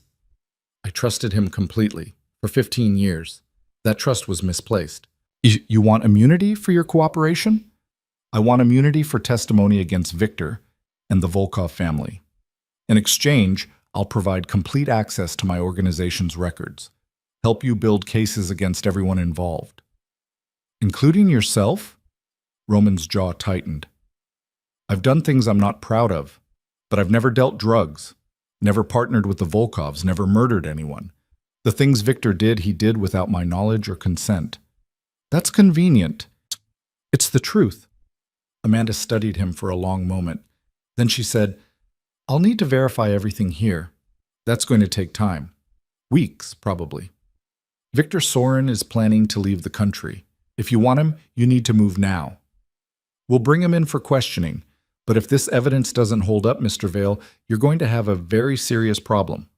It'll hold up, Amanda stood. We'll be in touch. The FBI arrested Victor Sorin the next morning. He was at his apartment in Soho packing the last of his bags when 6 agents knocked on his door. He opened it with a smile, probably thinking it was the car service coming early. The smile died when he saw the badges. Victor Sorin, you're under arrest for money laundering, conspiracy to commit murder, and racketeering. Victor's face went white. This is a mistake. You have the right to remain silent. I want my lawyer, right now. Don't say another word to me until my lawyer is present. They handcuffed him anyway, walked him out of his building past neighbors and doormen and random people on the street with their phones out, recording everything. By noon, the arrest was all over the news. Evelina watched the coverage from her office, the twins at school, her coffee going cold on the desk. She saw Victor being led into the federal building, his hands cuffed behind his back, his expensive suit rumpled. Saw him duck his head away from the cameras, trying to hide his face. It wasn't enough. Not yet. But it was a start. Thomas called. Did you see? I saw. Roman actually did it, turned him in. Looks that way. You think Victor will talk, try to cut a deal? He'll try, but he doesn't have anything to offer. Roman's already given them everything. Thomas was quiet for a moment. What happens now? Now we wait. See if the charges stick. See if Victor goes to trial or pleads out. And if he pleads out, then we make sure the plea includes a full confession, including my mother's murder. How do we do that? We don't. We let the prosecutors do their job. They have the evidence. They'll want the murder charge. It's the most serious thing he did. You sound calm. I am calm. 5 years of work and you're just calm? Evelina smiled faintly. I'm satisfied. There's a difference. She hung up and went back to watching the news. They were replaying footage of Victor's arrest on a loop, interspersed with analysis from legal experts and reporters speculating about what this meant for Roman's organization. No one mentioned her name. No one knew Sarah Chen was really Evelina Corsa. No one connected the dots between a murdered woman 5 years ago and the takedown happening now. That was fine. She didn't need credit, she just needed justice. The investigation moved faster than anyone expected. With Roman's cooperation, the FBI built their case in 3 weeks instead of 3 months. They arrested 4 members of the Volkov family, seized assets, froze accounts, dismantled the smuggling operation piece by piece. Victor's lawyer tried to negotiate a plea deal, but the prosecutors weren't interested. They had too much evidence. Video footage, financial records, witness testimony from people inside the organization who'd flipped as soon as they realized Victor was going down. And they had Roman willing to testify to everything. The trial was set for January. In the meantime, Evelina's life continued with strange normalcy. She ran her business, picked up the twins from school, made dinner, helped with homework, read bedtime stories. But now, once a week, Roman called. The first call came 3 days after Victor's arrest. I did what you asked, he said without preamble. I know. I saw the news. I turned over everything. They're prosecuting him for your mother's murder. Good. Roman was quiet for a moment. Can I see them, the twins? Not yet. When? When the trial's over. When everything's settled. When I know you're serious about being in their lives and not just feeling guilty. I am serious. Then prove it. Be patient. Show up when it matters. Don't make promises you can't keep. Roman sighed. All right. But I'm not going away, Evelina. They're my daughters. I want to know them. Then earn that right. She hung up. The calls continued. Once a week, like clockwork. Always brief. Always the same question. Could he see the girls? Always the same answer. Not yet. But something was shifting. Evelina could feel it. Roman was different now. Quieter. More thoughtful. The arrogance that had defined him 5 years ago had cracked, and underneath was something raw. More real. She didn't trust it yet, but she was watching. December came. The twins made snowflakes in art class and sang in the school holiday concert. Evelina sat in the audience with the other parents, recording everything on her phone, pretending her life was simple and uncomplicated. After the concert, Aria ran up to her, breathless and excited. Did you see me, Mommy? Did you see me sing? I saw you, baby. You were beautiful. Elena appeared a moment later, more reserved. Was I okay? You were perfect. They went out for hot chocolate, the three of them bundled in coats and scarves, and Evelina thought about how much had changed. 5 years ago, she'd been alone in a motel room, pregnant and terrified, with nothing but anger and grief to keep her warm. Now she had this: 2 daughters who loved her, a business that thrived, a life she'd built from ashes. It wasn't the life she'd planned, but it was hers. The week before Christmas, Amanda Torres called. We have a development in the Soren case, she said. Evelina's pulse quickened. What kind of development? He wants to make a statement about Elena Russo's death. He's willing to confess to it in exchange for taking the death penalty off the table. Evelina's hand tightened on the phone. What does the statement say? He admits to poisoning her, says she discovered his financial crimes and threatened to expose him. He panicked, obtained a slow-acting poison that would mimic a stroke, put it in her coffee over the course of 2 weeks until her system shut down. The clinical description made Evelina's stomach turn. Her mother, slowly dying, probably knowing something was wrong but not understanding what. Confused. Scared. Does he express remorse? Evelina asked quietly. Amanda hesitated. He says it was a regrettable necessity. That's the exact phrase he used. So no, he doesn't regret it. Not in any meaningful way. Evelina closed her eyes. Are you taking the deal? That's not my decision. It's the DA's office. But between you and me, I think they will. A confession to murder is valuable, and Victor's lawyer is arguing that without the deal, he'll recant everything and force us to trial. He's bluffing. Maybe, but the DA doesn't want to risk it. Evelina understood. This was how the system worked. Compromises and negotiations and justice that was always incomplete. Will the confession be public? She asked. Yes, it'll be part of the court record, and we'll notify next of kin before it's released. I'm next of kin. I know, that's why I'm calling you now. The statement will be filed tomorrow. I wanted you to hear it from me first. Thank you. There's one more thing, Amanda said. Victor also admitted to framing you, creating the Cayman account, forging documents. He did it to create a distraction, to make Roman focus on you instead of looking at him. Evelina had known this for years, had the proof in her files. But hearing it confirmed, hearing Victor admit it to federal prosecutors, felt different. Final. Does that mean my name is cleared? She asked. Officially, yes. We'll issue a statement clarifying that you were never under investigation and that any allegations against you were fabricated as part of Victor Soren's criminal conspiracy. What about my medical license? What about it? Victor threatened to destroy my career, got me blacklisted. I haven't practiced medicine in 5 years because I couldn't risk the scrutiny. Amanda was quiet for a moment. I'll see what I can do. But that's a state licensing board issue, not federal. You'd need to petition them directly. I will. Dr. Corsa? Amanda's voice softened slightly. For what it's worth, I'm sorry for what happened to you. What was done to you? You didn't deserve any of it. No, I didn't. If there's anything else I can do to help, just make sure he stays in prison. That's all I need. He will. I promise you that. Evelina hung up and sat in the silence of her office. Outside, the city was strung with Christmas lights. Inside, she felt hollowed out and strangely numb. Victor had confessed. Her mother's murder was solved. Her own name was cleared. It should have felt like victory. Instead, it just felt like the end of something, and endings were always complicated. She called Thomas. Victor confessed. I heard. It's all over the legal networks. He's taking a plea. 25 years minimum. Eligible for parole after 20.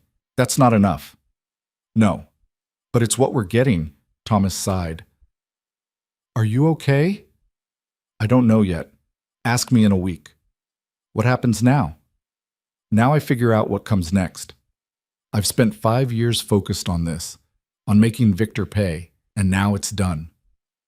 You've still got your business, the twins, your whole life. I know, but it feels strange, like I'm missing a piece. That's normal. You've been running on revenge for a long time. Now you have to figure out what else drives you. Evelina smiled faintly. When did you become a therapist? When I started working for a woman who spent 5 years orchestrating the downfall of her enemies while raising twin daughters and building a consulting empire. You pick up things. Fair enough. She hung up and looked at the calendar on her wall. Christmas was in 4 days. New Year's a week after that. A fresh start, if she wanted one. The question was, what did she want? Christmas Eve arrived cold and clear. Evelina took the twins to see the tree at Rockefeller Center, let them ice skate and drink hot cider and marvel at the lights. They were old enough now to remember this, old enough for it to become a tradition. When they got home, exhausted and happy, there was a package waiting at their door. It was wrapped in expensive paper with a simple card attached. Evelina opened the card first. For Arya and Elena. I wasn't sure what 5-year-old girls like, so I asked someone who knows. I hope these are okay. Merry Christmas, R. Her chest tightened. She opened the package carefully, aware of the twins watching. Inside were 2 identical teddy bears, beautifully made, soft and perfect. Each wore a small sweater with an embroidered name, Arya on one, Elena on the other. The twins squealed with delight and grabbed them immediately, hugging them close. Who are they from? Arya asked. Evelina hesitated, then she said, From your father. Both girls went still. They'd heard the word before but never connected to anything real. Our daddy? Elena asked quietly. Yes. Where is he? He's working through some things, but he wanted you to know he's thinking about you. Does he know our names? Arya asked. Yes, he knows your names. Elena looked at her bear, fingers tracing the embroidered letters. Will we meet him someday? Maybe. If he proves he can be the kind of father you deserve. What kind is that? The kind who shows up, who keeps his promises, who loves you more than he loves himself. Arya seemed to accept this. She was already making her bear dance across the couch. But Elena kept looking at Evelina with those dark, serious eyes. Do you think he will? Elena asked. I don't know yet, sweetheart. We'll have to wait and see. That night, after the twins were asleep with their new bears tucked beside them, Evelina called Roman. They love the bears, she said when he answered. Yeah? His voice lifted slightly. I wasn't sure. The woman at the store said girls that age like stuffed animals, but I didn't know if... They love them. Thank you. Roman was quiet for a moment. I told them their names when I had them embroidered, and it felt, I don't know, real, I guess. Like they were real people, not just this abstract idea of children I'd lost. They are real people. They're smart and funny and completely different from each other. Arya's fearless. Elena's thoughtful. They both have your eyes and your stubborn streak. I want to meet them. I know. When? Evelina looked at the calendar. The trial starts in 3 weeks, after it's over. After Victor's sentenced, after everything's settled. Then we'll talk about it. That could be months. It could be. Are you willing to wait? Do I have a choice? You always have a choice, Roman. That's the whole point. He sighed. All right. I'll wait. But I'm serious about this, about being their father. Then be serious. Not just now when it's new and you're feeling guilty. Be serious 6 months from now, a year from now, 5 years from now. I will. We'll see. She hung up and sat in the dark living room, looking at the Christmas tree they'd decorated together, the twins' stockings hung by the fireplace. 5 years ago, she'd been broken, alone, convinced her life was over. Now she was here, whole, strong, building something better. The trial started on January 9th. Evelina didn't attend. She'd given her statement to the prosecutors months ago, provided all the evidence she had, and answered every question they'd asked. Now she just needed to let the system work. But she followed every development through Amanda Torres, who called her with updates. The prosecution laid out their case methodically. The financial crimes, the smuggling operation, the partnership with the Volkovs, and finally, the murder of Elena Russo. Victor's confession was read into the record, every cold clinical word of it. The defense tried to argue that Victor had been coerced, that the FBI had pressured him into confessing to crimes he didn't commit. But the evidence was overwhelming. The video footage, the financial records, the testimony from Roman and a dozen other witnesses. The jury deliberated for 6 hours. They found Victor Sorin guilty on all counts. Sentencing was set for 2 weeks later. Evelina marked the date on her calendar but didn't think about it too much. She was busy with work, with the twins, with the small rituals of daily life that had become precious to her. But when the day came, she took the morning off. She didn't go to the courthouse, didn't want to see Victor one last time. Instead, she went to the cemetery where her mother was buried. It was a cold February morning, the ground still hard with frost. Evelina stood at the grave, hands in her coat pockets, and looked at the headstone. Elena Russo, beloved mother, 1963 to 2021. No mention of betrayal now. No shadow of lies, just the truth. I did it, Mom, Evelina said quietly. I got him. Victor's being sentenced today. 25 to life, they're saying. He'll die in prison. The wind stirred the bare trees. A crow called somewhere in the distance. I know you wanted me to run, to disappear, to be safe. Evelina's voice cracked slightly. But I couldn't. I couldn't let him win. I had to make it right. She knelt and brushed leaves away from the base of the headstone. The twins are doing great.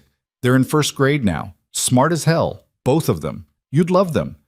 They ask about you sometimes. I show them pictures, tell them stories. They know you love them even though you never got to meet them. A text came through on her phone. Amanda Torres.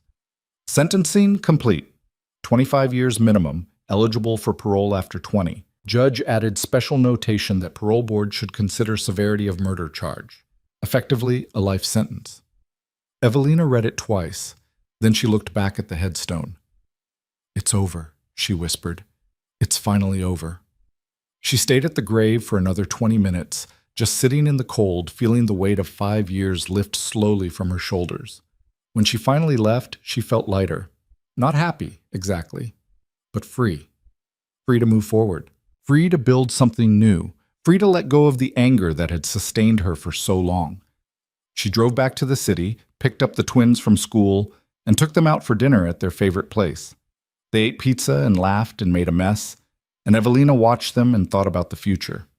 A future where Victor was in prison, where her mother's name was cleared, where she had her daughters and her business and, maybe someday, a relationship with their father that didn't hurt. That night, after the twins were asleep, Roman called. I heard about the sentencing, he said. Me too. How do you feel? Tired, relieved, empty, kind of. That makes sense. You've been carrying this for a long time. Yeah. Roman was quiet for a moment. Then he said, I testified against him. Did Amanda tell you? She mentioned you were on the witness list. I told them everything. Every lie he fed me. Every time he manipulated me into making the wrong choice, including what he did to you and your mother. Thank you. I should have seen it sooner, should have questioned him, should have believed you. You should have, but you didn't, and we can't change that. No, but I can try to be better going forward. Evelina looked at the framed photo on her desk, her and the twins at the beach last summer, all three of them laughing, covered in sand. You can meet them, she said quietly. Roman's breath caught. What?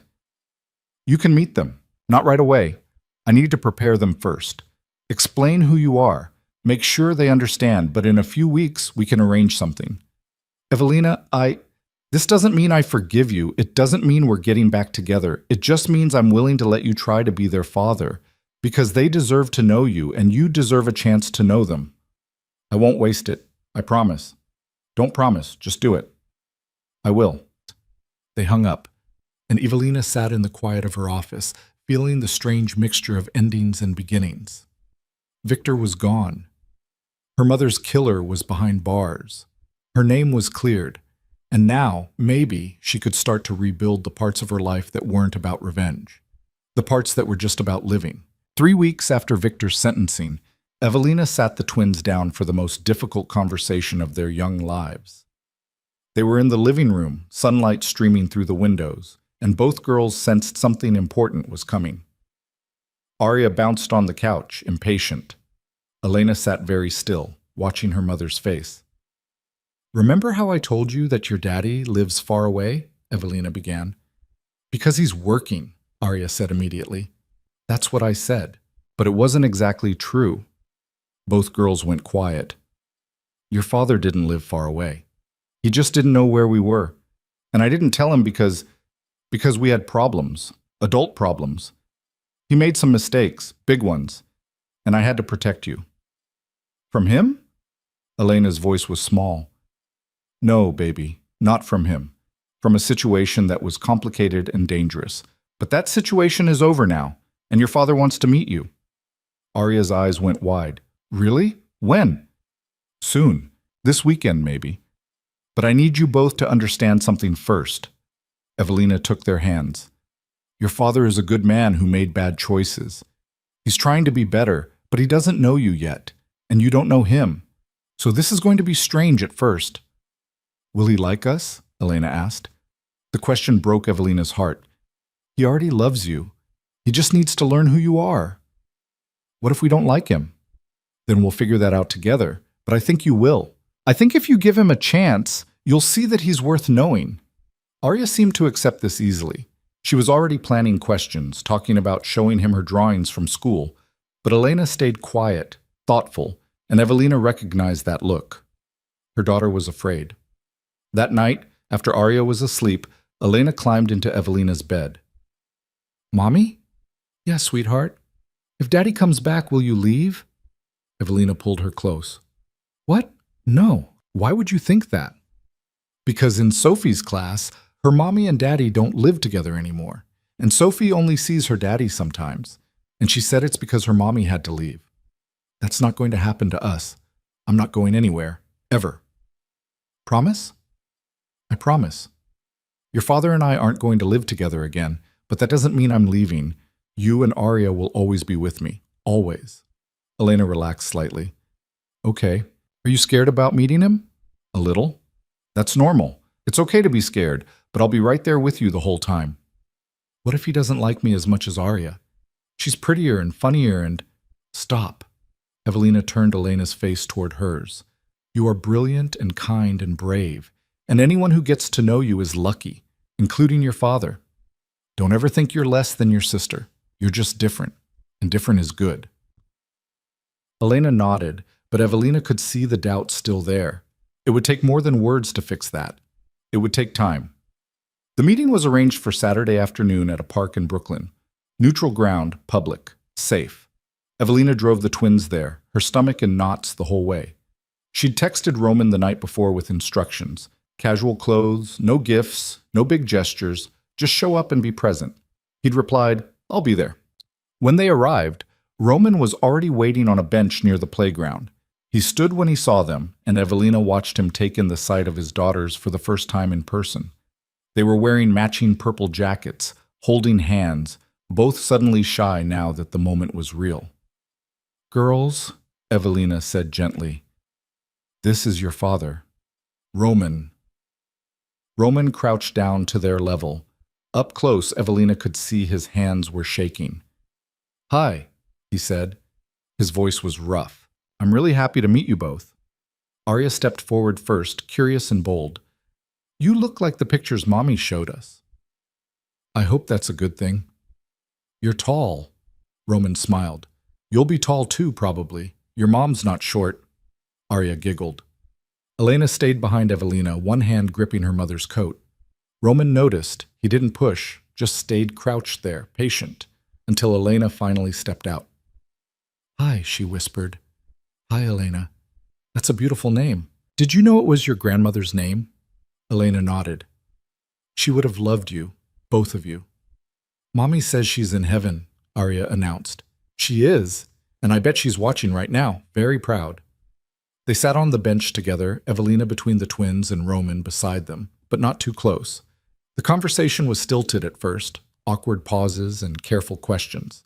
But slowly, the girls warmed up. Arya showed him her latest drawing, a chaotic explosion of color that she said was a dragon. That's incredible, Roman said, and he sounded like he meant it. You're really talented. I know. Ms. Peterson says I should take art classes. Roman looked at Evelina.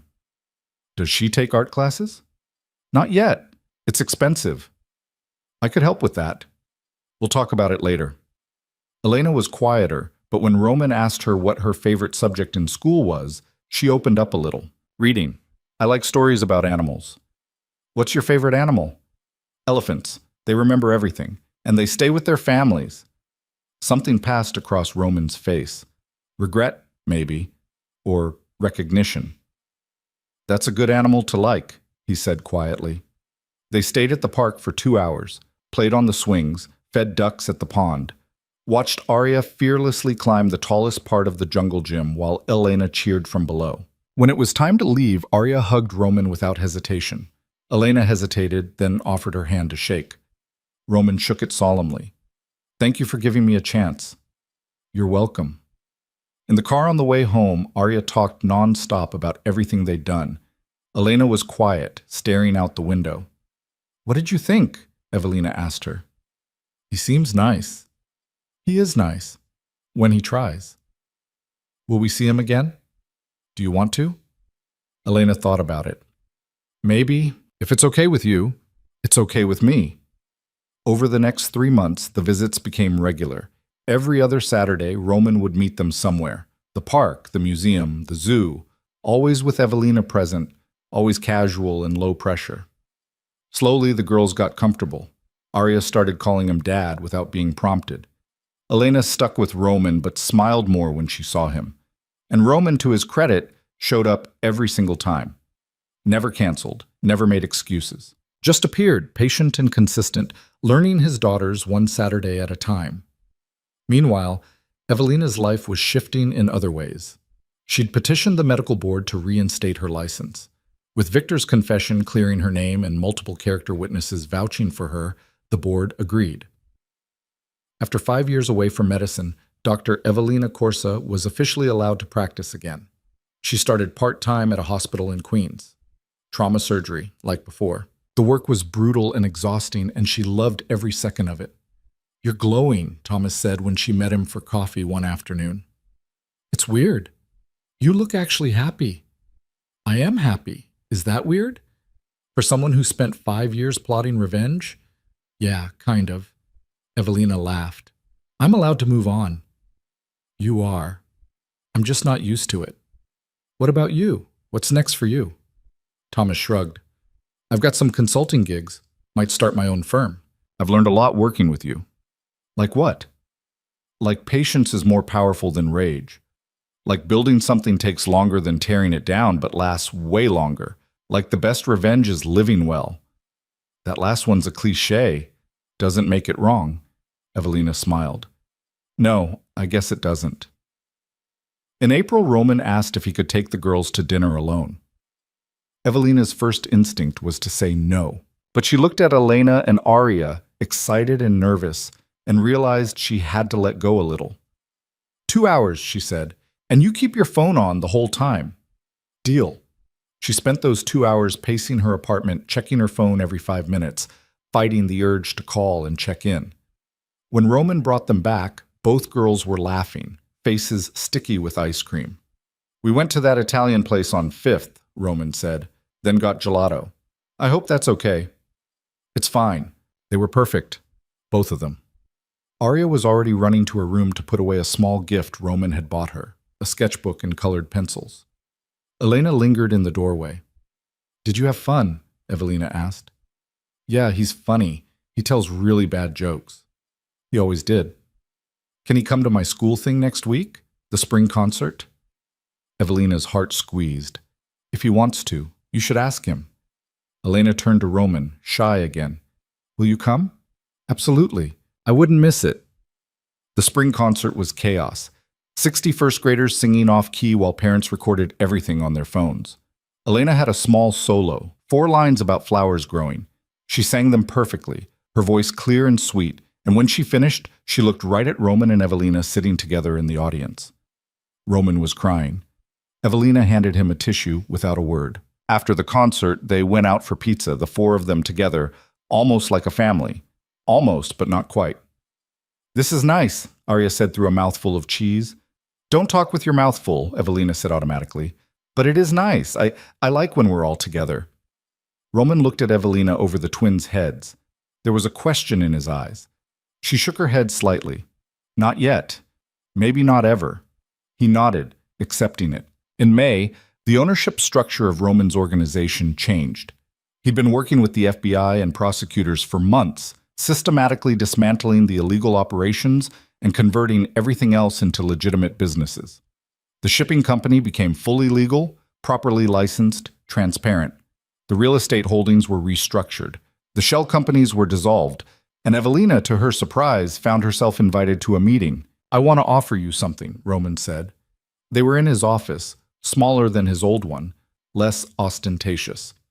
"A partnership in the shipping division. You've built an incredible consulting business. You understand logistics, finance, operations.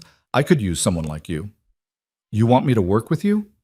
"I want us to build something legitimate together, something our daughters can be proud of." Evelina considered it. "I'd need full transparency, complete access to all records, and I'm not giving up my medical practice or my consulting firm." "I wouldn't ask you to. And the twins come first, always. If there's ever a conflict the twins come first." "I agree." She studied him. This was the man who'd thrown her away 5 years ago, who'd believed lies over truth, who'd broken her heart in the rain. But he was also the man who'd spent 6 months showing up for his daughters, who'd cooperated with prosecutors even when it meant destroying his empire, who was genuinely trying to be better. "Equal partnership?" she asked. "Equal. I'll think about it." She did think about it. For 3 weeks. Talked to Thomas, to her lawyer, to James Hawthorne, ran the numbers, examined the books, made sure there was nothing hidden, nothing dirty. Everything checked out. In June, she signed the partnership papers. CCS International and Vail Logistics formed a joint venture. Evelina took control of operations and strategy. Roman handled client relations and expansion. Together, they built something neither could have managed alone. It wasn't romance. It wasn't reconciliation. It was just two people who destroyed each other learning to create something better. The girls thrived. First grade ended with both of them reading above level and making friends easily. Aria joined soccer. Elena started piano lessons. They spent weekends with Roman more often now, sometimes overnight at his new apartment. Evelina used that time to breathe, to rediscover who she was without constant vigilance, to sleep late and go out with friends and remember what it felt like to just exist. One Saturday in July, while the girls were with Roman, James Hawthorne stopped by her apartment. "Haven't seen you in a while," she said, letting him in. "You've been busy, thriving, from what I hear." "I am, thanks to you." "You did the hard part. I just helped you hide while you did it." They sat on her balcony with coffee, watching the city move below them. "I wanted to give you something," James said. He pulled out an envelope. "The final report. Everything we compiled on Victor. Everything we did. I'm closing the file." Evelina took it. Inside were copies of all the evidence, all the witness statements, all the careful work of 5 years. "Why are you giving this to me?" "Because it's your story, not mine, and you should have it, in case you ever need to remember what you're capable of." She looked at the documents, at her mother's name in official reports, at Victor's confession, at the proof that she'd been right all along. Then she walked to the fireplace, unused in summer but there, and dropped the whole envelope in, lit a match. "What are you doing?" James asked. "Letting go." The papers caught, curling and blackening, 5 years of evidence and planning and revenge turning to ash. "I don't need to remember," Evelina said quietly. "I lived it, that's enough." They watched it burn together. In August, Roman asked Evelina to dinner. Just the two of them, no girls, no business talk. She almost said no, but something made her agree. They met at a quiet restaurant in the West Village, sat across from each other like strangers at first, unsure how to navigate this. "I've been thinking," Roman said after they'd ordered, "about everything that happened, everything I did wrong." "Roman, we don't have to... I need to say this, please." Evelina nodded. "I was arrogant. I thought I knew everything, thought I could trust my instincts about people. And when Victor brought me that evidence against you, it confirmed what I was already afraid of, that you were too good for me, that you'd eventually see what I really was and leave." "So you left first?" "Yeah, I sabotaged it before you could. And I told myself I was being smart, protecting myself. But really, I was just a coward." Evelina took a sip of wine. "You were. I can't undo it. Can't take back the divorce papers or the accusations or the 5 years you spent alone. But I can tell you that I see you now, really see you, and I'm in awe of what you built, who you became. I became this because I had to, because you left me no choice. I know, and I hate that, but I'm grateful you survived it, that you're here. Where's this going, Roman? He met her eyes. I don't know. I'm not asking you to take me back. I know I don't deserve that, but I'm asking if maybe someday we could be friends, real friends, not just co-parents or business partners, people who actually like each other. Evelina considered this. I don't know if I can trust you again. I understand. But I'm willing to try, for the girls, and maybe for us too. That's all I'm asking. They finished dinner talking about safer things, the business, the girls' upcoming school year, plans for the holidays. It was easy, surprisingly, comfortable in a way it hadn't been in years. When Roman walked her to her car, he stopped. Thank you, he said, for giving me a chance, for letting me know them, for not completely writing me off. You earned it, barely, but you did. He smiled. I'll keep earning it, however long it takes. September came, and with it, a surprise. The medical board contacted Evelina about a position, head of trauma surgery at a new hospital in Manhattan. Prestigious, well paid, the kind of opportunity that came once in a career. She'd have to cut back on the consulting work, would have less time for the business, but it was medicine, real medicine, the work she'd trained for that she loved. She called Roman. They offered me the job. That's incredible. Are you taking it? I want to, but it means less time with the shipping business. So take it, I can manage. We're equal partners. And as your equal partner, I'm telling you to take the job. We'll figure out the business side, but this is your dream. Don't give it up. Evelina felt something shift in her chest. Gratitude, maybe. Or respect. Thank you. Don't thank me. Just save some lives and make the rest of us look bad. She took the job, started in October. The work was intense, demanding, everything she remembered and more. She ran a department of 12 surgeons, oversaw hundreds of trauma cases, made split-second decisions that meant life or death. And she was brilliant at it. The twins adjusted. They had Roman now, picking them up from school on days Evelina worked late, helping with homework, showing up to soccer games and piano recitals. They had a life that was full and stable and, despite its unconventional shape, healthy. In November, the twins turned 6. They had a huge party this time. Friends from school, teachers, neighbors. And for the first time, both Evelina and Roman stood together, lighting the candles, singing happy birthday, watching their daughters blow them out with identical expressions of joy. Later, after the guests left and the girls were in bed, Roman helped Evelina clean up. This was good, he said, throwing away paper plates. It was. They're happy. Both of them. They are. You did that. Built this life for them. I'm just lucky you let me be part of it. Evelina stopped cleaning and looked at him. You're part of it because you chose to be. You could have walked away after Victor's trial, could have decided it was too hard or too complicated, but you didn't. I couldn't. They're my daughters, and you're... He stopped. I'm what? You're the strongest person I've ever met, and I'm sorry it took losing you for me to see that. Evelina felt tears prick her eyes. Not sad tears. Something else. I'm not who I was, she said quietly. The woman you married. She's gone. I know, but the woman you are now is pretty amazing too. We're not getting back together, Roman. I know. But we're okay. As friends, as co-parents, as business partners, we're okay. That's enough. More than enough. They finished cleaning in comfortable silence. December brought the holidays again. This year, they spent Christmas together, Evelina, Roman, and the twins. Not as a family in the traditional sense, but as something new, something built from ruins. They exchanged gifts, watched the girls open presents with abandon, made breakfast together, fumbling around the kitchen in a way that was awkward but not unpleasant. This is weird, right? Roman said, flipping pancakes. So weird. But good? Yeah, good. The new year arrived with possibility. Evelina's hospital work continued to thrive. The business grew, the twins flourished, and slowly, carefully, Evelina rebuilt trust with Roman. Not romantic trust.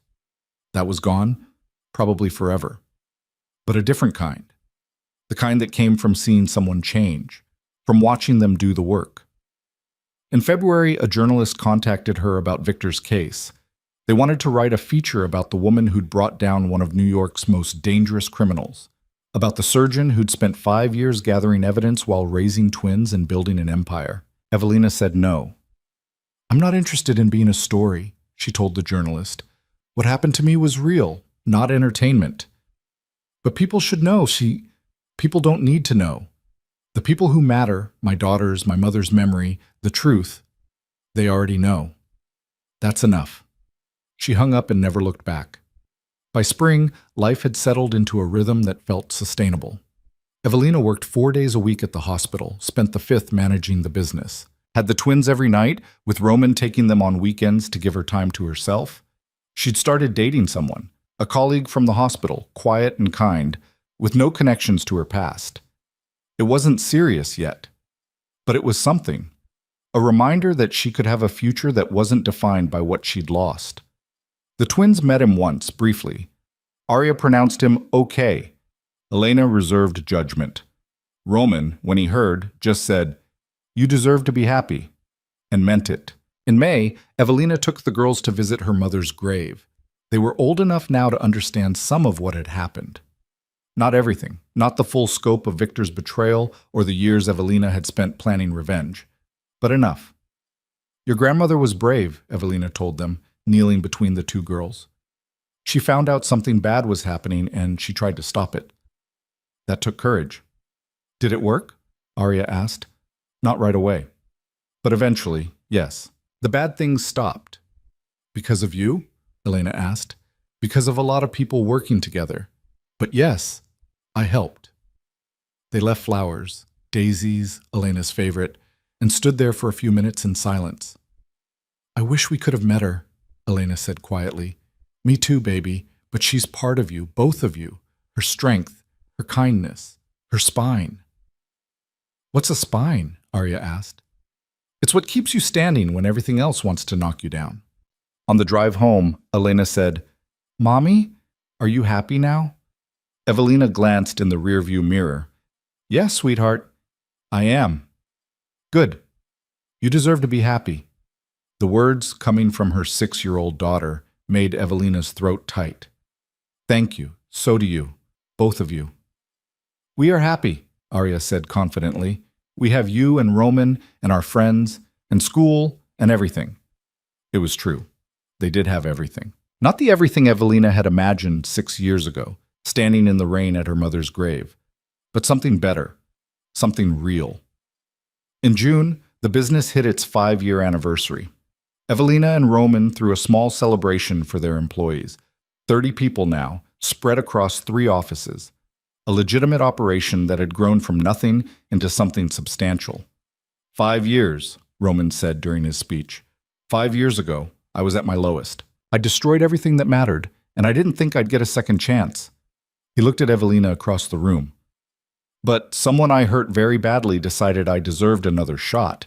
Not because I earned it, but because she's better than I am, kinder, stronger, and I'm grateful every day that she let me rebuild. The employees applauded. Evelina raised her glass in acknowledgement, but didn't speak.